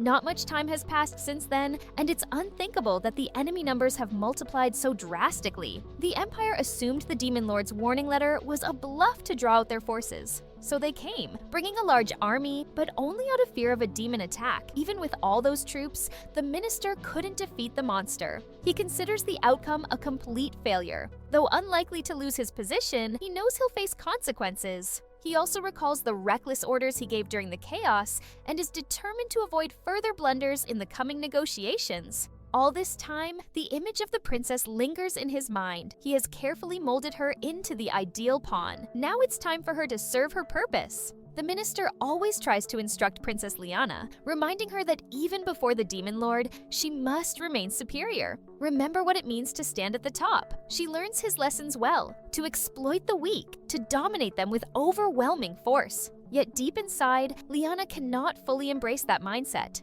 Doubts churn within her. How can she decide who is weak in a battle like this? On one side stands the Empire, on the other, the Demon Lord. In such circumstances, the line between strength and weakness blurs, and Liana cannot tell which side truly holds the power. The Empire, with an army of 300 elite guards, manages to inflict only minor damage on the monster and comes dangerously close to total destruction. Meanwhile, the Demon Lord, with just 100 warriors, easily defeats the small spiders and halts Gargarosa's advance. From this, the truth becomes clear. It's obvious who holds true power. In other words, the Empire has lost. Liana recalls her sister's words. Sophia once urged her to resolve conflict not with force, but through understanding. Now Liana begins to think her sister may have been right. She suggests to the minister that perhaps they should try to understand the other side instead of asserting dominance. The minister responds with a cold, unpleasant grin. He assumes Princess Sophia is the one influencing Liana. Deciding to use intimidation, he warns the princess that if she doesn't pull herself together, it could be Sophia who pays the price next time. Liana flinches at the thought. Her sister possesses far more power than she does, but Sophia's frail body means she can use that power only once, at great personal cost. If Liana doesn't act like a true princess, if she makes mistakes or jeopardizes the imperial troops, then Sophia might be forced to act in her place. The princess begs him not to involve her sister, but the minister presses harder. He asks if Liana remembers what defines the ideal princess. She answers, obeying the emperor's commands. Correct. With that, Zagran instructs her to accept the Demon Lord's invitation to negotiate. Liana walks toward the demonic camp. One of the soldiers is holding a dead hare. The princess feels deeply uneasy crossing into enemy territory, but the minister watches with a satisfied smile. Several demon soldiers and minotaurs guard the tent in a tight circle. She enters and introduces herself, Liana Dulgaria, third princess of the Dulgaria Empire. The Demon Lord and his subordinates regard her with interest. She thanks them for saving her from the crisis. She also expresses her astonishment at the Demon Lord's power. Even her holy sword can't match the range and destruction his weapon displays. It seems divine. When His Majesty destroys entire lines of beasts from afar, it resembles divine punishment. She trembles as she speaks. The minister, too, grows tense, anticipating the outcome. Zagran knows that no explanation will calm her. Liana is simply overwhelmed. He himself knows the feeling. Facing the Demon Lord's sheer power and that fearsome weapon, he too feels the creeping dread. At last, Ruki Everhard responds, greeting the princess with deep respect. He tells her there's no shame in her actions. Under those circumstances, she made the best possible decision. Still trembling, Liana barely manages a word of thanks. The truth is, the Imperial troops perform well, but only against the small spiders. Even their tight formation wouldn't have held if Gargarosa had broken through. In such a tight group, the Holy Sword is nearly useless. It's too dangerous to swing without striking an ally.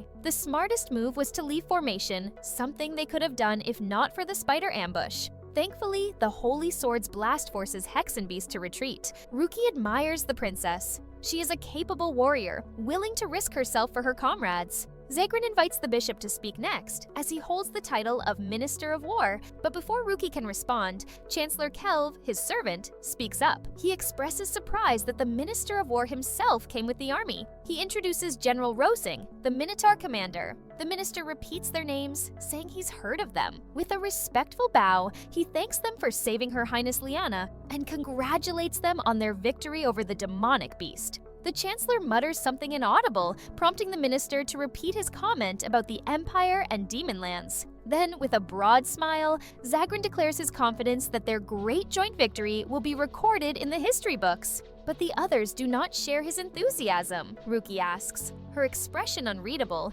whether he truly believes this was a joint victory. The Minotaur general clenches his fist, his rage barely contained. Kelv reminds everyone that the campaign was supposed to begin only after both armies joined forces. Instead, the Imperial Guard launched the attack alone and faced the demonic beast without backup. The Lord interrupts, but Kelv refuses to stay silent. The issue is too important. The soldiers deserve clarity. Ruki then turns to the princess, asking for an explanation. Why did the Imperial Guard begin the battle alone, despite the agreement for coordinated action? Without waiting for a reply, he continues. The Hexen Beast had no reason to leave the mountains. Something must have provoked it. The only explanation is that the Imperial Guard acted unilaterally, drawing out the monster. Ruki concludes that this must have been a deliberate strategy. The Empire seemingly intended to lure all the spiders, including their leader, onto themselves. Liana sweats nervously, overwhelmed by anxiety. But Ruki continues. Since the Empire failed to inform its allies of the plan,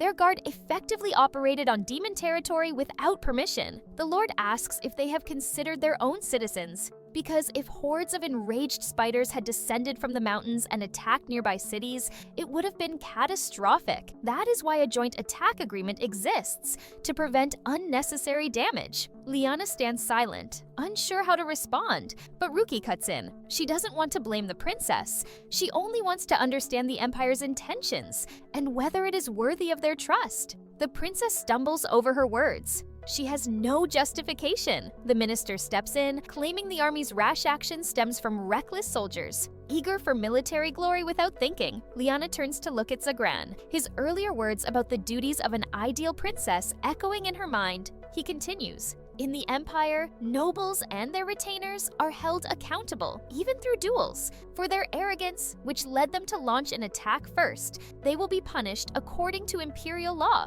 General Rasengo erupts in fury. He can no longer stay silent. He lashes out at the minister, calling his statements uninvited and irrelevant. The Lord hadn't asked him. He's seething with frustration. The minister has no choice but to fall silent. Ruki sides with the general. This matter, she says, is between her, the demon lord Ruki Everguard, and Princess Liana Dulgaria, the commander of the imperial forces in this campaign. The minister has no right to interfere. Chastised, the minister apologizes for his thoughtless intrusion. The demon lord turns his focus back to Liana and calmly asks her to explain what happened. With her hand over her heart, she confesses, Gargarosa came down from the mountains because some of their soldiers acted without permission. They attacked Hexenbeast's lair, failed, and fled, leading the monster straight back to camp. When the guard learned of this, they rushed to adjust the battle plan, but they didn't inform the overlord for fear of tarnishing the Empire's honor. The princess bows deeply, offering a heartfelt apology on behalf of the entire imperial family.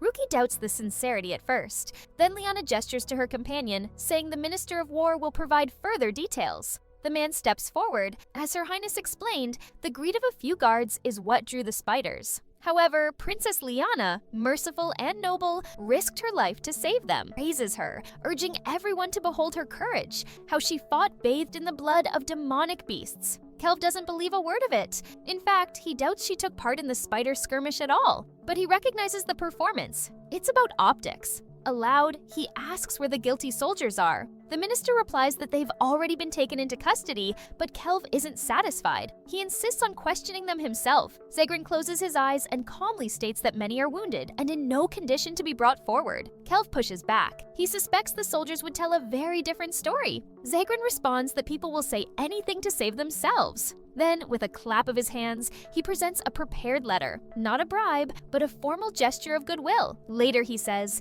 the Emperor himself will issue an official message of gratitude. Kelv opens the envelope, unfolds the paper, and begins reading aloud. It is a letter of sincere thanks. It announces the Empire's intent to hand over unused supplies to the demons. More importantly, it proposes a non-aggression pact between the Empire and the Demon Lord to be sealed with an official ceremony. Previously, the peace treaty existed only in writing. Now, there is an opportunity to solidify it with both rulers, the Demon Lord and the Emperor of Dulgaria, present. The princess and the minister are visibly excited. They intend to propose the idea to the Emperor immediately. Ruki considers the offer. Zagran quickly adds that His Majesty's power has exceeded all expectations. It's only logical that their nations begin cooperating. He promises that upon return, they will convene with the Emperor to honor the Demon Lord's strength and step together into a brighter future. Ruki smiles to herself. The sword Thor creates completely misleads the people of the Empire about its true power. The Demon Lord turns to his servants,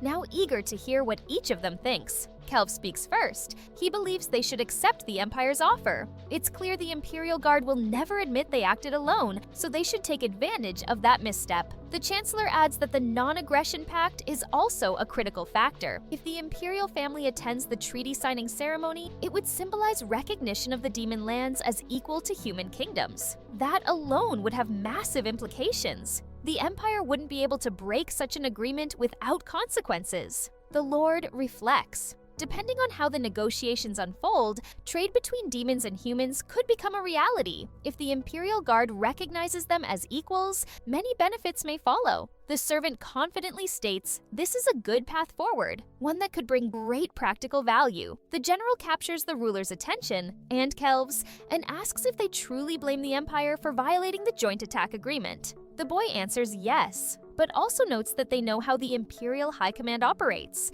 The soldiers mentioned by the Minister of War may not even exist. Scapegoats will likely be blamed instead. The Lord agrees. Ruki considers the possibility. If they demand those soldiers be handed over, the Empire will likely offer up their political enemies. Then they could spread rumors of the demon's cruelty. That might be part of their strategy. The general growls in frustration. It disgusts him. Kelv understands his feelings, but admits the Lord is right. It's better not to fall into the Empire's trap. Even so, the results are positive. Hexen Beast Gargarosa is defeated, and the demonic army suffers no losses. Ruki agrees. This mission was, in part, a test of whether the Imperial High Command could be trusted to handle the monster. The answer is no. Her Majesty doesn't say it aloud, but it deeply troubles her. Still, it's the reality. The ruler is pulled from his thoughts by a report. Some Imperial citizens have already been conducting secret trade with the demon lands. Though the goods are rare and exchanges limited, these underground dealings create a bond between both sides. Ruki doesn't want that fragile link destroyed because of the Imperial military's greed. Defeating the demonic beast and saving the princess could benefit all demon kind. The Lord must prioritize his people's interests. He decides to accept the letter of thanks, the accompanying gift, and the proposed non-aggression pact. From there, the two nations will formalize cooperation and publicly share their joint victory. His servants agree wholeheartedly. Meanwhile, the minister speaks privately with Liana, urging her to become like the cold-blooded emperor she is destined to be, to never yield, even to stronger enemies. The princess becomes irritated and cuts him off. He has repeated that line since her childhood. The man is taken aback. Her Highness assures him that she understands, because she is a princess. Then, with a cryptic smile, she adds that she will never bow to any man, no matter how powerful, and she will take everything she can. Zagran doesn't understand at first. Liana clarifies, all resources, weapons, and intelligence will serve the Empire's interests. Nothing will go to waste. After thorough discussion, the Demon Lord and his council present their formal response to the Empire and the princess. Everyone gathers at the negotiation table. Her Highness Liana accepts the answer as the Empire's representative. The demons officially receive the letter of thanks for saving the princess. This document becomes the first symbol of a new diplomatic chapter. It marks a gesture of goodwill, and perhaps the beginning of a lasting friendship between ruler and empire. The minister and the demon lord shake hands. This moment sets the foundation for the upcoming non-aggression pact. Liana then asks one final question. The Minister of War eyes her warily. Kelv grows tense, but Ruki, curious, invites her Highness to speak. She asks how the inhabitants of the demon territory wield such magic, so vast in range, and a terrifying black sword. She wants to know where such power comes from. The ruler hesitates, but eventually answers. He borrowed the wisdom of an alchemist. The princess's eyes widen. A worried thought crosses her mind. Might be that same wandering alchemist. Ruki, intrigued by her phrasing, doesn't press further. But yes, she thinks, it's possible he just happened to wander into her domain. The princess feels inspired by the idea that the alchemist might come from the Empire. The Lord finds her reaction unusually intense. Her excitement feels evasive. After all, what difference would it make, even if she's right? Liana grows more enthusiastic. She wants to meet him. Maybe he's the one who restored the magic sword. It seems unlikely that anyone else could possess such skill. The Lord admits it's possible they could meet, but he worries about what might happen next. The girl, however, only wants to express her gratitude, and if possible, she hopes to invite him to the capital. Alchemists hold a low social status, as they belong to a non-combat class, but the imperial family values those who create and enhance magical items. In other words, she wants to place this wise craftsman in the service of the Empire. And if he proves exceptional, then Liana is willing to offer herself as well. Ruki's expression turns sour. She repeats the princess's last words, then smirks. Her Highness, caught up in her daydreams, declares that even an alchemist who cannot fight will be useful by her side. She's certain it would be a great honor for him, and that the Emperor would surely approve. The minister beams just as broadly as the princess. Her Majesty's eyes widen. The whites of her eyes turn black with displeasure. Sometime after the news of the victory over the demonic beasts spreads, a scorched trail marks the battlefield. Thor, along with Mabel and a squad led by Agnes, comb the area around Gargarosa's nest. Their mission: eliminate any surviving small spiders. The girl suggests that Thor stay behind at the main camp while they handle the cleanup, but the guy refuses. He insists on helping. After all, he's part of the campaign too. The Minotaurs whisper behind his back. They recognize him as the alchemist who created the ruler's sword. The murmurs grow louder. Soldiers whisper among themselves, amazed. None had seen him up close before, yet he's known as the Demon Lord's assistant. Thor feels embarrassed to have gained such widespread attention. Meanwhile, Agnes generates too much flame, clearly overdoing it. Calmly, the hero pulls out an object and commands it to absorb the fire. Instantly, the flames begin to swirl into it. The Minotaurs gasp in awe. They think he's absorbed the fire into his body. Thor reflects on the situation. The pocket pantry is a rare item. Few have seen one before. The public simply doesn't know such tools exist. Mabel encourages their excitement, hyping up Thor's miraculous acts even more. She says the alchemist she serves is capable of even greater feats. Thor pleads with her to stop fueling the chaos. The girl teases that maybe he shouldn't have come in person. They could easily run into soldiers from the Empire. She fears he may feel awkward encountering someone from his homeland. Hero waves off her concern. As long as he wears the cloak, no one will recognize him. Besides, he hopes to find alchemical materials in the area. Mabel understands his curiosity, but remains concerned. Thor also wants to examine the remains of one of the spiders. Understanding their body's resilience could help him forge a weapon superior to the hero's blade. He recalls how the princess wielded the holy sword during the battle with Gargarosa. The sword's beam of light magic should have stopped the Hexen beast, but the wall of spiders absorbed the attack, leaving the main body mostly unharmed. Thor estimates that roughly 50 small spiders intercepted the holy beam. If he can analyze their durability and multiply that by their number, he might calculate the true strength of the holy weapon. This information is critical for him to achieve his dream, creating a sword that surpasses even the holy blade. Agnes and Mabel exchange concerned glances. They worry the holy sword might actually be stronger than the one Thor already crafted. The thought unsettles them. Thor doesn't understand their alarm. Sure, the blade's magic beam disintegrated hordes of spiders and even brought down the Hexen beast. But at its core, it's just a modified laser pointer. The boy drifts into thought. The whole thing still amazes him. He wants to witness Lady Ruki's presentation again. Perhaps when he finishes a new sword, she will shine even brighter. Mabel snaps him out of it, reminding him that regardless of his goals, his safety comes first. Thor's well-being matters more than anything. Agnes agrees. She doesn't want him to get injured, or worse, while exploring the battlefield, and she certainly wants him spared any unpleasant run-ins with people from his past. The hero assures his friends that he won't be gone for long, and promises to return shortly after finding a suitable spider to examine. He thanks them for their concern. Not wanting to worry them further, he decides to quickly search the area and leave as soon as possible. Suddenly, knights approach from behind. They call out to Lady Agnes, announcing that they found an Imperial soldier. Tension flashes across the young man's face. There are still soldiers from the Empire here. The girl immediately tells him to step behind her. A guard moves toward them to meet the group. Meanwhile, something strange unfolds in the Bulgaria Empire. A maid carries a snack to a man. She mistakenly calls him Gregor, no, Regis, but then quickly corrects herself and addresses him as Lord. The man clearly doesn't appreciate the misstep. The girl explains that she used that name because it was the order of the Minister of War,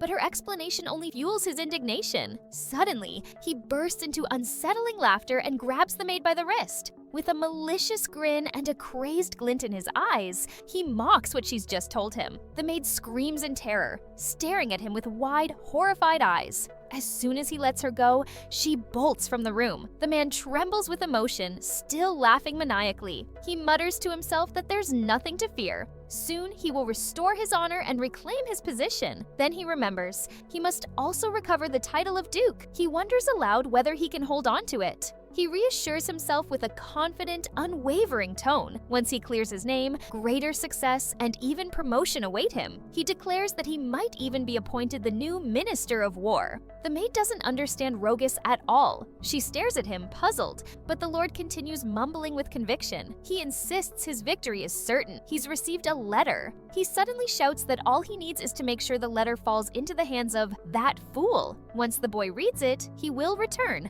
and the plan will be complete. He imagines the scene, the boy holding the letter from his beloved father in the Empire, reading it with teary eyes. But then he doubts. What if the boy hates him even more than he ever imagined? What if he ignores the letter entirely? Well, in that case, the man resolves to make the correspondence public. If the demons discover his secret exchanges with someone from the Empire, they'll surely suspect him of espionage. That will jeopardize the boy's safety and force him to obey. The man plans to send letter after letter, ensuring he is eventually discovered. When the others see him hiding correspondence, suspicion will inevitably rise. And if the demons turn on him, the boy will have no choice but to run back to the Empire and seek his protection. Then the man can turn him into a puppet. All he needs is patience and persistence. Sooner or later, it will all work out. The boy won't have a choice. He briefly wonders, what if the boy actually builds a trusting bond with the demons? But he quickly shakes off that thought.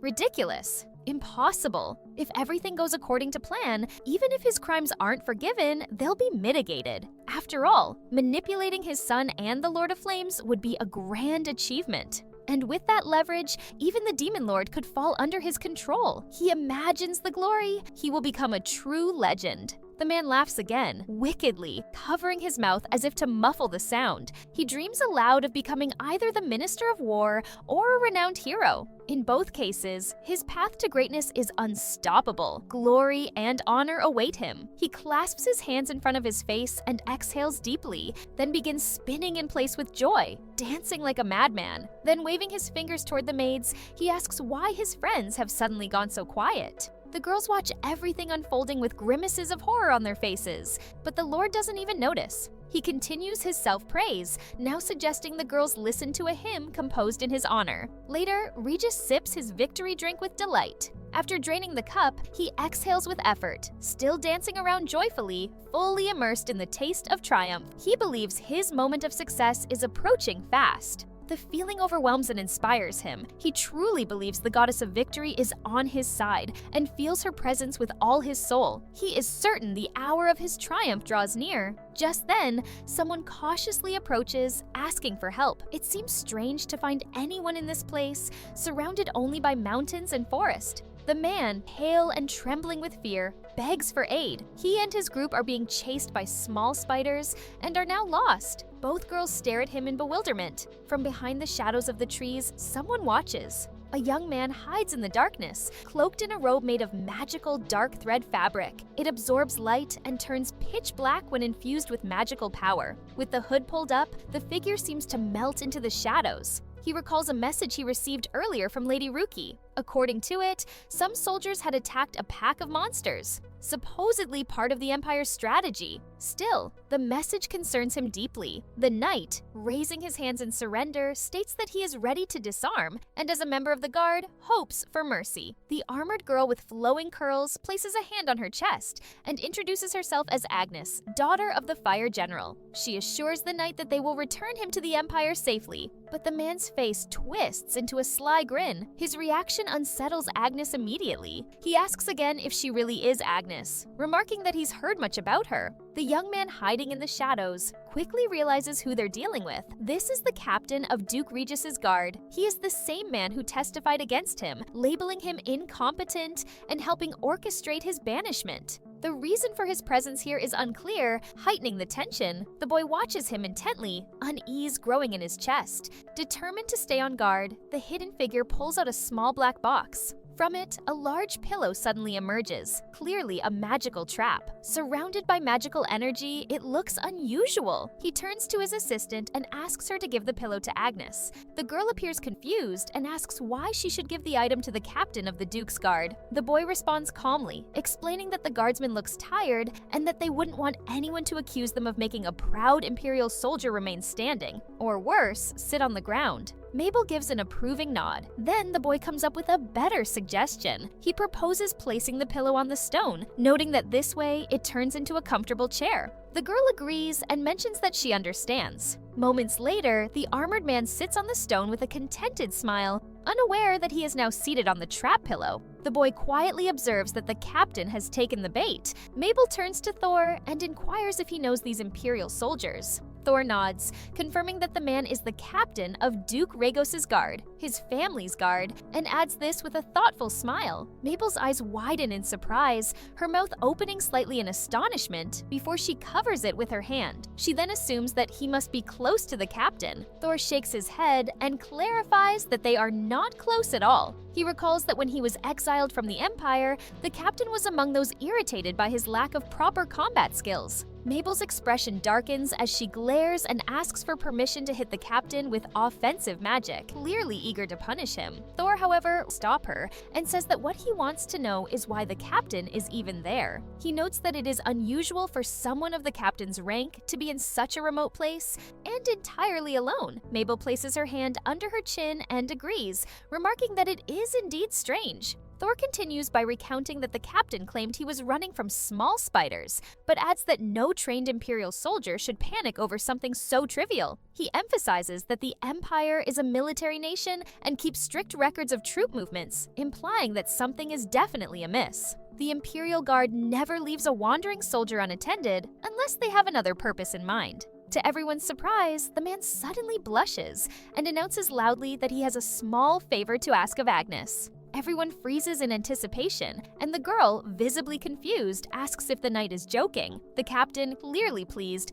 hands her a scroll and says it is a message for his master, Thor Rhaegos, kindly asking her to deliver it. The guy hiding in the shadows is more stunned than the rest. He doesn't recall this man ever addressing him that way. The captain goes on to explain with a smug look that Vargalagas had offended Thor Rhaegos due to the misdeeds of the border count. He adds that the letter contains an apology and a new proposal. Agnes freezes as she processes what she hears, and then suddenly becomes furiously angry, startling even the knight, who cries out in fear. The captain throws up his hands, claiming to be Thor's confidant and pleading with her to stay calm. His face betrays his fear of the girl's wrath. Meanwhile, Thor quietly tells Mabel to handle the situation. As the captain flails in defense, Mabel steps forward from the shadows and apologizes for the interruption. She introduces herself as Mabel and declares that she is Thor's confidant. The man is completely taken aback and yells in surprise, demanding why she too claims that role. Both of them couldn't possibly be his trusted people. Mabel responds coldly, reminding him how he just claimed to be one of Thor's most trusted subordinates.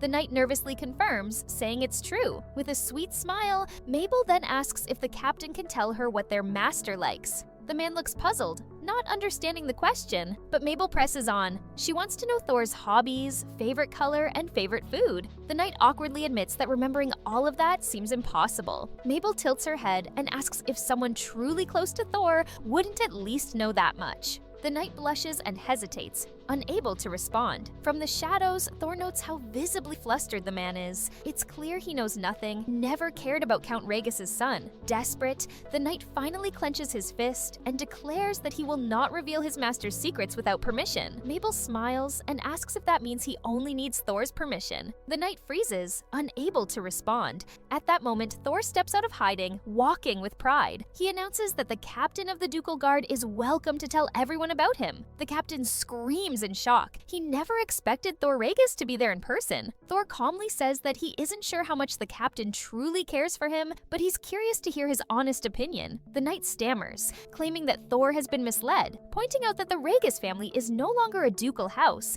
but now a mere countship. The knight comments that a lot of time has passed and that Thor has clearly changed. Thor looks away, unsure how to respond. The captain finds the whole situation strange. Back when Thor was reprimanded in the Empire, no one had stepped forward to defend him. And now, he has comrades willing to stand by him. This goes completely against the man's expectations and plans. Grabbing Thor's cloak, he hisses a question. He wants to know why the Demon Lord's people trust Thor so much. What has he done to these subhumans? How did he manage to earn their loyalty? He demands an answer, his tone threatening. Thor, initially surprised, quickly composes himself and replies that he simply did the best he could in the situation he was given. The man, horrified, refuses to believe it's that simple. He realizes that, as expected, Thor doesn't want to explain. And then Thor asks the captain what he really has for him. The captain clenches his teeth in anger. Thor asks again, if the letter is truly for him, then why hasn't it been handed over directly? The man carefully gives him the package,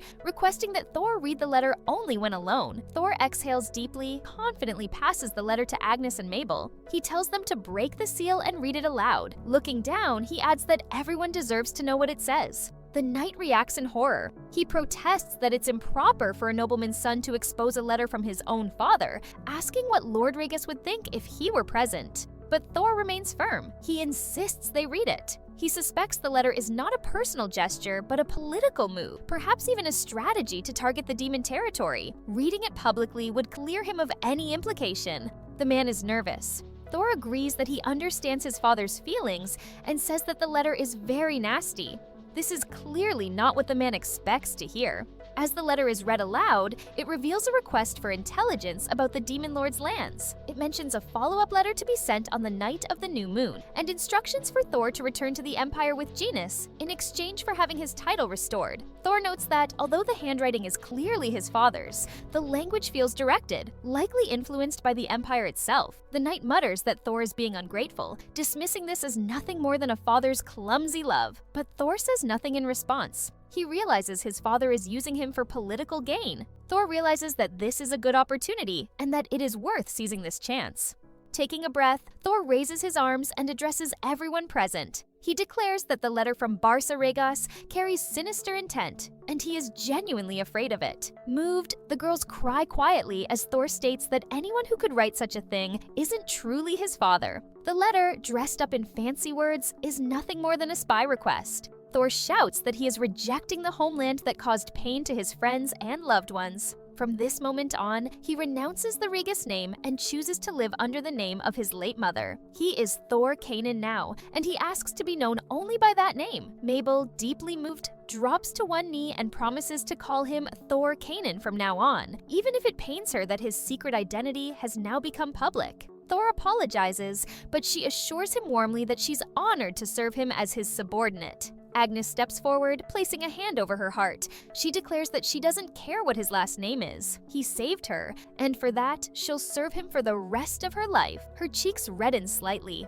Around them, demons erupt into cheers. They say that no matter what the letter from the Empire claims, their trust in Thor remains unshaken. They praise him for sharing the letter openly and insist that betraying his trust now would be unforgivable. The guard from Regis stands frozen in disbelief while the others cheer. He hadn't expected this at all. Thor himself is overwhelmed by the crowd's support. Tears well in his eyes, which he quickly wipes away. Mabel notices anyway, silently touched by his sincerity. The captain grits his teeth and demands if Thor even realizes what he has done. He shouts, asking how he could abandon the Regis name. Doesn't he remember the pride of being an imperial noble? But Thor cuts him off sharply. He says he has no need for such a title anymore. He is Thor Canaan. Then he tells the knight to take the letter back to his master when he returns to the Empire. Thor suddenly asks how the man managed to escape from the Imperial Guard and arrive here. He politely suggests the Demon Lord would be curious to know. The captain begins to tremble and mutters whether this person before him is really Thor Regis, the same boy who once lived in the capital. Thor smiles faintly and points out that the captain clearly never knew him at all. Just then, someone else steps into the dark clearing and offers a word of thanks. Thor bows slightly and says they've been expecting their lord. A blonde girl enters and comments that she's glad there were no monsters lurking. The captain instantly recognizes her. It's the Demon Lord. Panic spreads across his face. He realizes that if he doesn't escape immediately, he might not leave alive. He tries to leap to his feet, but something is wrong. He can't move. His horror deepens. He realizes now he's sitting on a trap, and the pillow beneath him, crafted from magic weave and slarabine shells, has detected the magical power in his body and paralyzed him. The Demon Lord closes her eyes and sighs. She says she had also asked that any Imperial soldiers wandering nearby be found, and then turns her gaze to the man squirming helplessly. She asks who this Imperial soldier is, and who exactly set this trap for him. Thor explains that the man before them is a soldier from the Imperial Guard who has lost his way. When someone asks why he's twitching so much, Thor says the man is stuck to the stone by a pillow. The fair-haired girl turns sharply to Thor. She informs him sternly that they will have a very long and serious conversation later. Thor, surprised by her displeasure, simply looks up without protest. The stern man who has been standing behind the ruler all this time steps forward and states that the Imperial Guard soldier will remain under his protection so that he can be interrogated later if needed. The Demon Lord raises her voice and announces that the monsters have been defeated, declaring the victory complete. She thanks everyone for their hard work. Extending her hand, she says they will descend to the plains and set up camp, where everyone can enjoy a feast and celebration. Cheers erupt from the crowd in response. Soon, lights begin to glow around the new settlement on the plains. Everyone is laughing, drinking, and celebrating their victory. Glasses clink, and the sounds of festivity echo all around. Meanwhile, Thor approaches the Demon Lord and addresses her as the Hand. She corrects him, reminding him that she is now its ruler. Thor doesn't argue, he agrees easily. Ruki tells him that she wants to be a ruler he won't be ashamed of. Thor replies that he respects her deeply. She is the best master he's ever had. Hearing this, the girl smiles. She says that since he feels that way, she will never bring the matter up again. Then Ruki turns her gaze toward Thor and says she wants to share something she learned from the Empire's third princess. Apparently, alchemists create whatever the Imperial family requests, and the family now wants Thor to devote himself entirely to making items. This information clearly surprises Ruki. Just then, the third princess folds her hands with excitement and declares how honored she would be to bring the wandering alchemist back to the Empire. Her eyes shine with admiration, and a blush colors her cheeks. She adds that Thor himself would surely be happy with this. After all, he is from the Empire, and the royal family would gladly welcome him. Ruki freezes at those words. Horrified, the princess smiles slyly, swearing that they would cherish him until his final breath, her gaze locked boldly on the ruler. Ruki grits her teeth. She tells herself she cannot allow Thor to dedicate his entire life to the Emperor.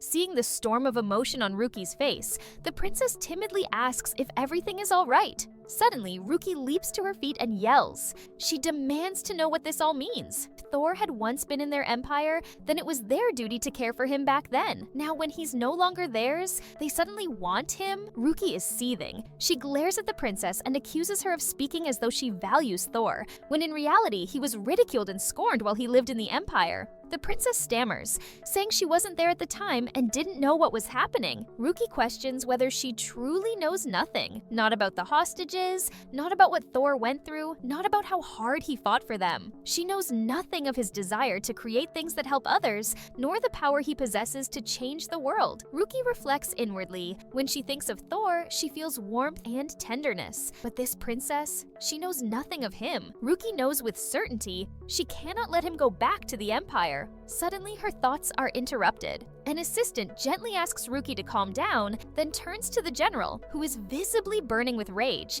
and urges him to restrain himself as well. Princess Liana, the third princess, is already trembling in fear. She stares at the ground, unable to lift her eyes to anyone. Ruki takes in the sight, breathes in deeply, and exhales slowly. Then she turns to the general and asks him to calm down. Though he has every right to be furious, their diplomatic stance remains unchanged. Ruki turns to Liana and informs her that she must stop mentioning the alchemist in their conversations. She explains that her domain is home to beings from all walks of life, and it's entirely possible that some of them come from the Empire. But once they cross the border, they become her subjects, and she cannot allow any of them to leak information to other countries. Liana hesitantly tries to interject, but Ruki urges her to listen. She proudly states that she and her people have chosen him, chosen Thor, when the Empire had rejected him, and so they must take responsibility for that choice. Even if he is the alchemist the Empire seeks, she says she cannot give him up. Clenching her fist,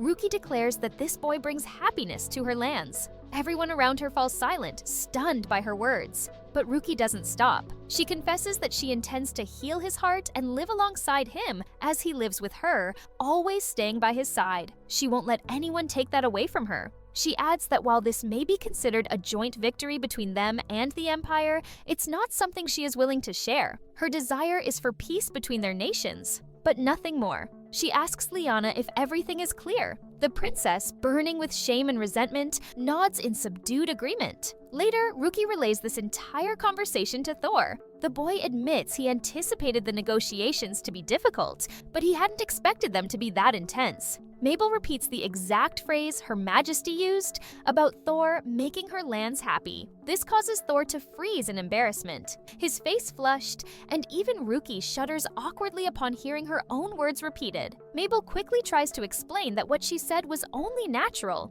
After all, Thor has helped everyone greatly, just as she has. She thanks Ruki for her kind words. Thor, still blushing, struggles to accept the idea that he brings happiness to the realm, even though he knows it's simply an expression of gratitude. Then, Ruki turns to him again. She asks, seriously and without pretense, whether he restored magical swords during his time in the Empire. Thor answers honestly, explaining that he used to perform such work while stationed in a government storage facility. Her Majesty asks him directly if he is the wandering alchemist the princess seeks. Thor confirms it, recalling how the Dukes of Regis kept his achievements hidden, probably crediting a nameless alchemist instead. Ruki, with heartfelt sincerity, says she doesn't want to lie to Thor or use him for her own gain. That's why, as a friend, she tells him everything about the princess's intentions. The horned girl looks down, repeating what the princess had said, that perhaps the alchemist himself would want to return. But before she can ask him directly, Thor confidently cuts in. He smiles and tells her to relay a message to the princess if they meet again, that he will never come to her and there's no reason for her to wait or call for him. He's not interested. Ruki gasps with delight at his firm response. Thor continues in a serious tone. He advises the princess to keep her nobles in check before making any demands. Turning to Ruki, he expresses his gratitude. Thanks to her, he can now create freely, something that wouldn't be possible if he returned to the Empire, where he would have to work under the Emperor's orders. He adds that she gave him a place to work, access to materials, housing, food, and the freedom to pursue his goals. For that, he is deeply grateful. Looking directly at Ruki, Thor smiles warmly, sincerely. He says he's happy to ignore the princess's demands and remain here, under her guidance. Ruki, hearing his heartfelt declaration, feels overwhelming joy. Her eyes glisten, but her expression remains hidden behind her mask. She looks into the distance, reflecting on her earlier fears that perhaps she was keeping Thor against his will. Now she realizes those fears were unfounded. Placing her hand on her heart, she promises that she will personally screen all letters addressed to him and discard them if necessary. She commends Thor for making a wise strategic move by presenting himself in front of so many citizens. Thanks to his speech, everyone now sees Thor as one of them, a true resident of their land. At the same time, everyone who listens to Thor is satisfied and understands his feelings. Thor, pleasantly surprised by their praise, happily thanks Her Majesty. She then announces with a smile that the mission is complete and that tomorrow she and the army will return to the castle. The masked girl explains the current situation. For now, it's best for Thor and Mabel to remain in the general's domain. Their house and workshop will also be built there, so they should explore the area and get a feel for the land around them. Mabel is delighted that Master Thor will soon have a new place to call home, while Thor himself enthusiastically reflects that this isn't just some office, it's a whole personal workshop. With eyes sparkling in excitement, he asks if he can even put up his own sign and freely practice alchemy. Seeing his eager response, the masked girl realizes that opening a workshop with a proper sign has likely been one of Thor's long-held dreams. She assures him that she looks forward to seeing it completed. Finally, Her Majesty jokingly warns that if he goes too far, she may need to call the guards to restrain him. Thor and Mabel laugh and enthusiastically accept her playful condition. In the distance, the sun dips lower over a stunning mountain landscape. A warrior in armor runs toward the commander, while the rest of the army stands by. The warrior kneels before the man, paying his respects. The commander realizes the letter still hasn't reached Thor. The man with the monocle reflects grimly on everything that's happened. He had suspected that the wandering alchemist might be Thor Regis. And now that suspicion is confirmed by Thor's own confession. Never imagined the boy would openly read the letter, prove his innocence, renounce his family, and take a new surname, declaring himself a citizen of those lands. The commander, displeased, must admit that Thor not only crafts well, but also thinks on his feet and finds ways out of difficult situations. A realization that makes him grit his teeth in frustration. Despite his own efforts, the commander sadly acknowledges that he is just a man shaped by a rigid mold, unlike the Demon Lord or Thor Canaan. Elsewhere, in the shadows of the bushes, someone scurries like a horned hare. His eyes burn with a fiery light as he gazes at the mountain, intently observing the warriors. Back in the Imperial camp, a man approaches Princess Liana to remind her that they are returning to the Empire in the morning. Liana flinches and turns toward him uncertainly. She hesitates, then apologizes, believing herself to be responsible for the mission's failure, but Zagran stops her. He tells her this isn't the time or place to dwell on such thoughts. He lectures her gently but firmly. As a princess of Nessa, she must not show weakness, especially not in front of her soldiers or people. Such displays from a ruler can cause unrest. She nods, understanding his words, though unable to fully control her thoughts or emotions. Her shoulders slump, and she quietly agrees. Zagran looks at her with resolve, placing his trust in her and asking her to remain strong for the good of the Empire. Liana hesitates, searching for the right response. But before she can speak, Zagran notices movement behind the bushes. Suddenly, a horned rabbit darts out of the thicket, charging toward Liana. She hasn't noticed the threat, but Zagran acts immediately, shielding her with his own body. The rabbit's horn pierces his arm, but his only concern is the princess's safety. She screams in shock at the sudden attack. Drawing his sword, Zagran swiftly slays the small monster. He assumes it's part of a larger revenge attack, and his expression hardens. Ready for battle, he shouts orders, calling on the warriors to prepare for a possible ambush and to search the area for more monsters. Liana, still shaken, can't believe such creatures are nearby. The warriors stand alert and armed, awaiting the enemy's next move. Zagran, filled with determination, vows to protect Princess Liana with his life if necessary. He doesn't care how powerful the monsters are, it's his duty to keep her safe. As the tension heightens, silence envelops the camp. No more creatures emerge. Liana suggests that perhaps it was just a wild animal. The warriors agree with her, lowering their weapons slightly. But the Minister of War remains unconvinced. Ignoring their words, he stands silently, then suddenly bursts into loud, unsettling laughter. The stress of the expedition seems to have pushed him over the edge. Thorin thinks to himself that this mission has taken a serious toll on his nerves and possibly on his mind. Alarmed by his condition and the wound in his arm, Liana tears a piece of cloth from her outfit and gently bandages it, trying to comfort him. The princess carefully but firmly wraps Zagran's hand, while he awkwardly insists that it isn't necessary. Sternly, Liana orders one of the warriors to bring the first aid team immediately. Zagran still tries to explain that she shouldn't trouble herself so much over this, but the princess remains adamant. She insists that he needs medical attention. In the heat of their exchange, Liana accidentally calls Zagran grandfather, and then, more hesitantly, but with clear intention, tells him she means it. Zagran is surprised by her naivety. Even though Princess Sophia warns her to be cautious of him, Liana still chooses to call him grandfather. The Minister of War considers her trustfulness a useful trait. For a pawn, old memories flicker through his mind, moments from when Liana was just a child and he was younger. He had been her instructor back then, and the recollections carry a warmth that softens his features. After a brief silence, the man simply admits that he feels tired without explaining why. The princess giggles sweetly and says that sounds just like him. With this lighthearted moment, they continue their journey. They must return to the Empire swiftly. Many duties await them. After the victory over Gargarosa, night passes. At dawn, the heroes are already awake, preparing for the road ahead. The Demon Lord grants Thor official permission to practice alchemy. She presents him with certificates that authorize his craft within her lands. She cautions that if he intends to distribute alchemic items widely, he must apply for use of the certificates beforehand. Thor thanks Her Majesty with heartfelt sincerity. The man with horns offers a warning. It's fine if Thor shares his creations with a few citizens, but distributing them to many could pose risks and serious consequences. Thor pauses to absorb the gravity of this and nods in understanding. He assures them that he will follow all guidelines and won't disappoint. Kelv, a bit calmer now, asks the heroes to stay in touch in case of emergencies. He seems ready to launch into another speech, but is gently stopped and asked to relax. Mabel and Thor express their gratitude to Her Majesty and the Prime Minister, bowing respectfully. Thor reflects on all he has experienced in the Demon Lord's realm and feels driven to use his new knowledge to benefit this land. Mabel lightly teases him for rambling again, which takes him by surprise. Her Majesty announces a feast to celebrate the triumph over the demonic beasts. A well-earned reward. The masked girl encourages Thor to enjoy both the banquet and the journey ahead to the Fire General's domain. Thor and Mabel say their farewells to the Overlord, the Prime Minister, and the gathered warriors, who wave them off cheerfully. One by one, the carts roll away, disappearing into the distance.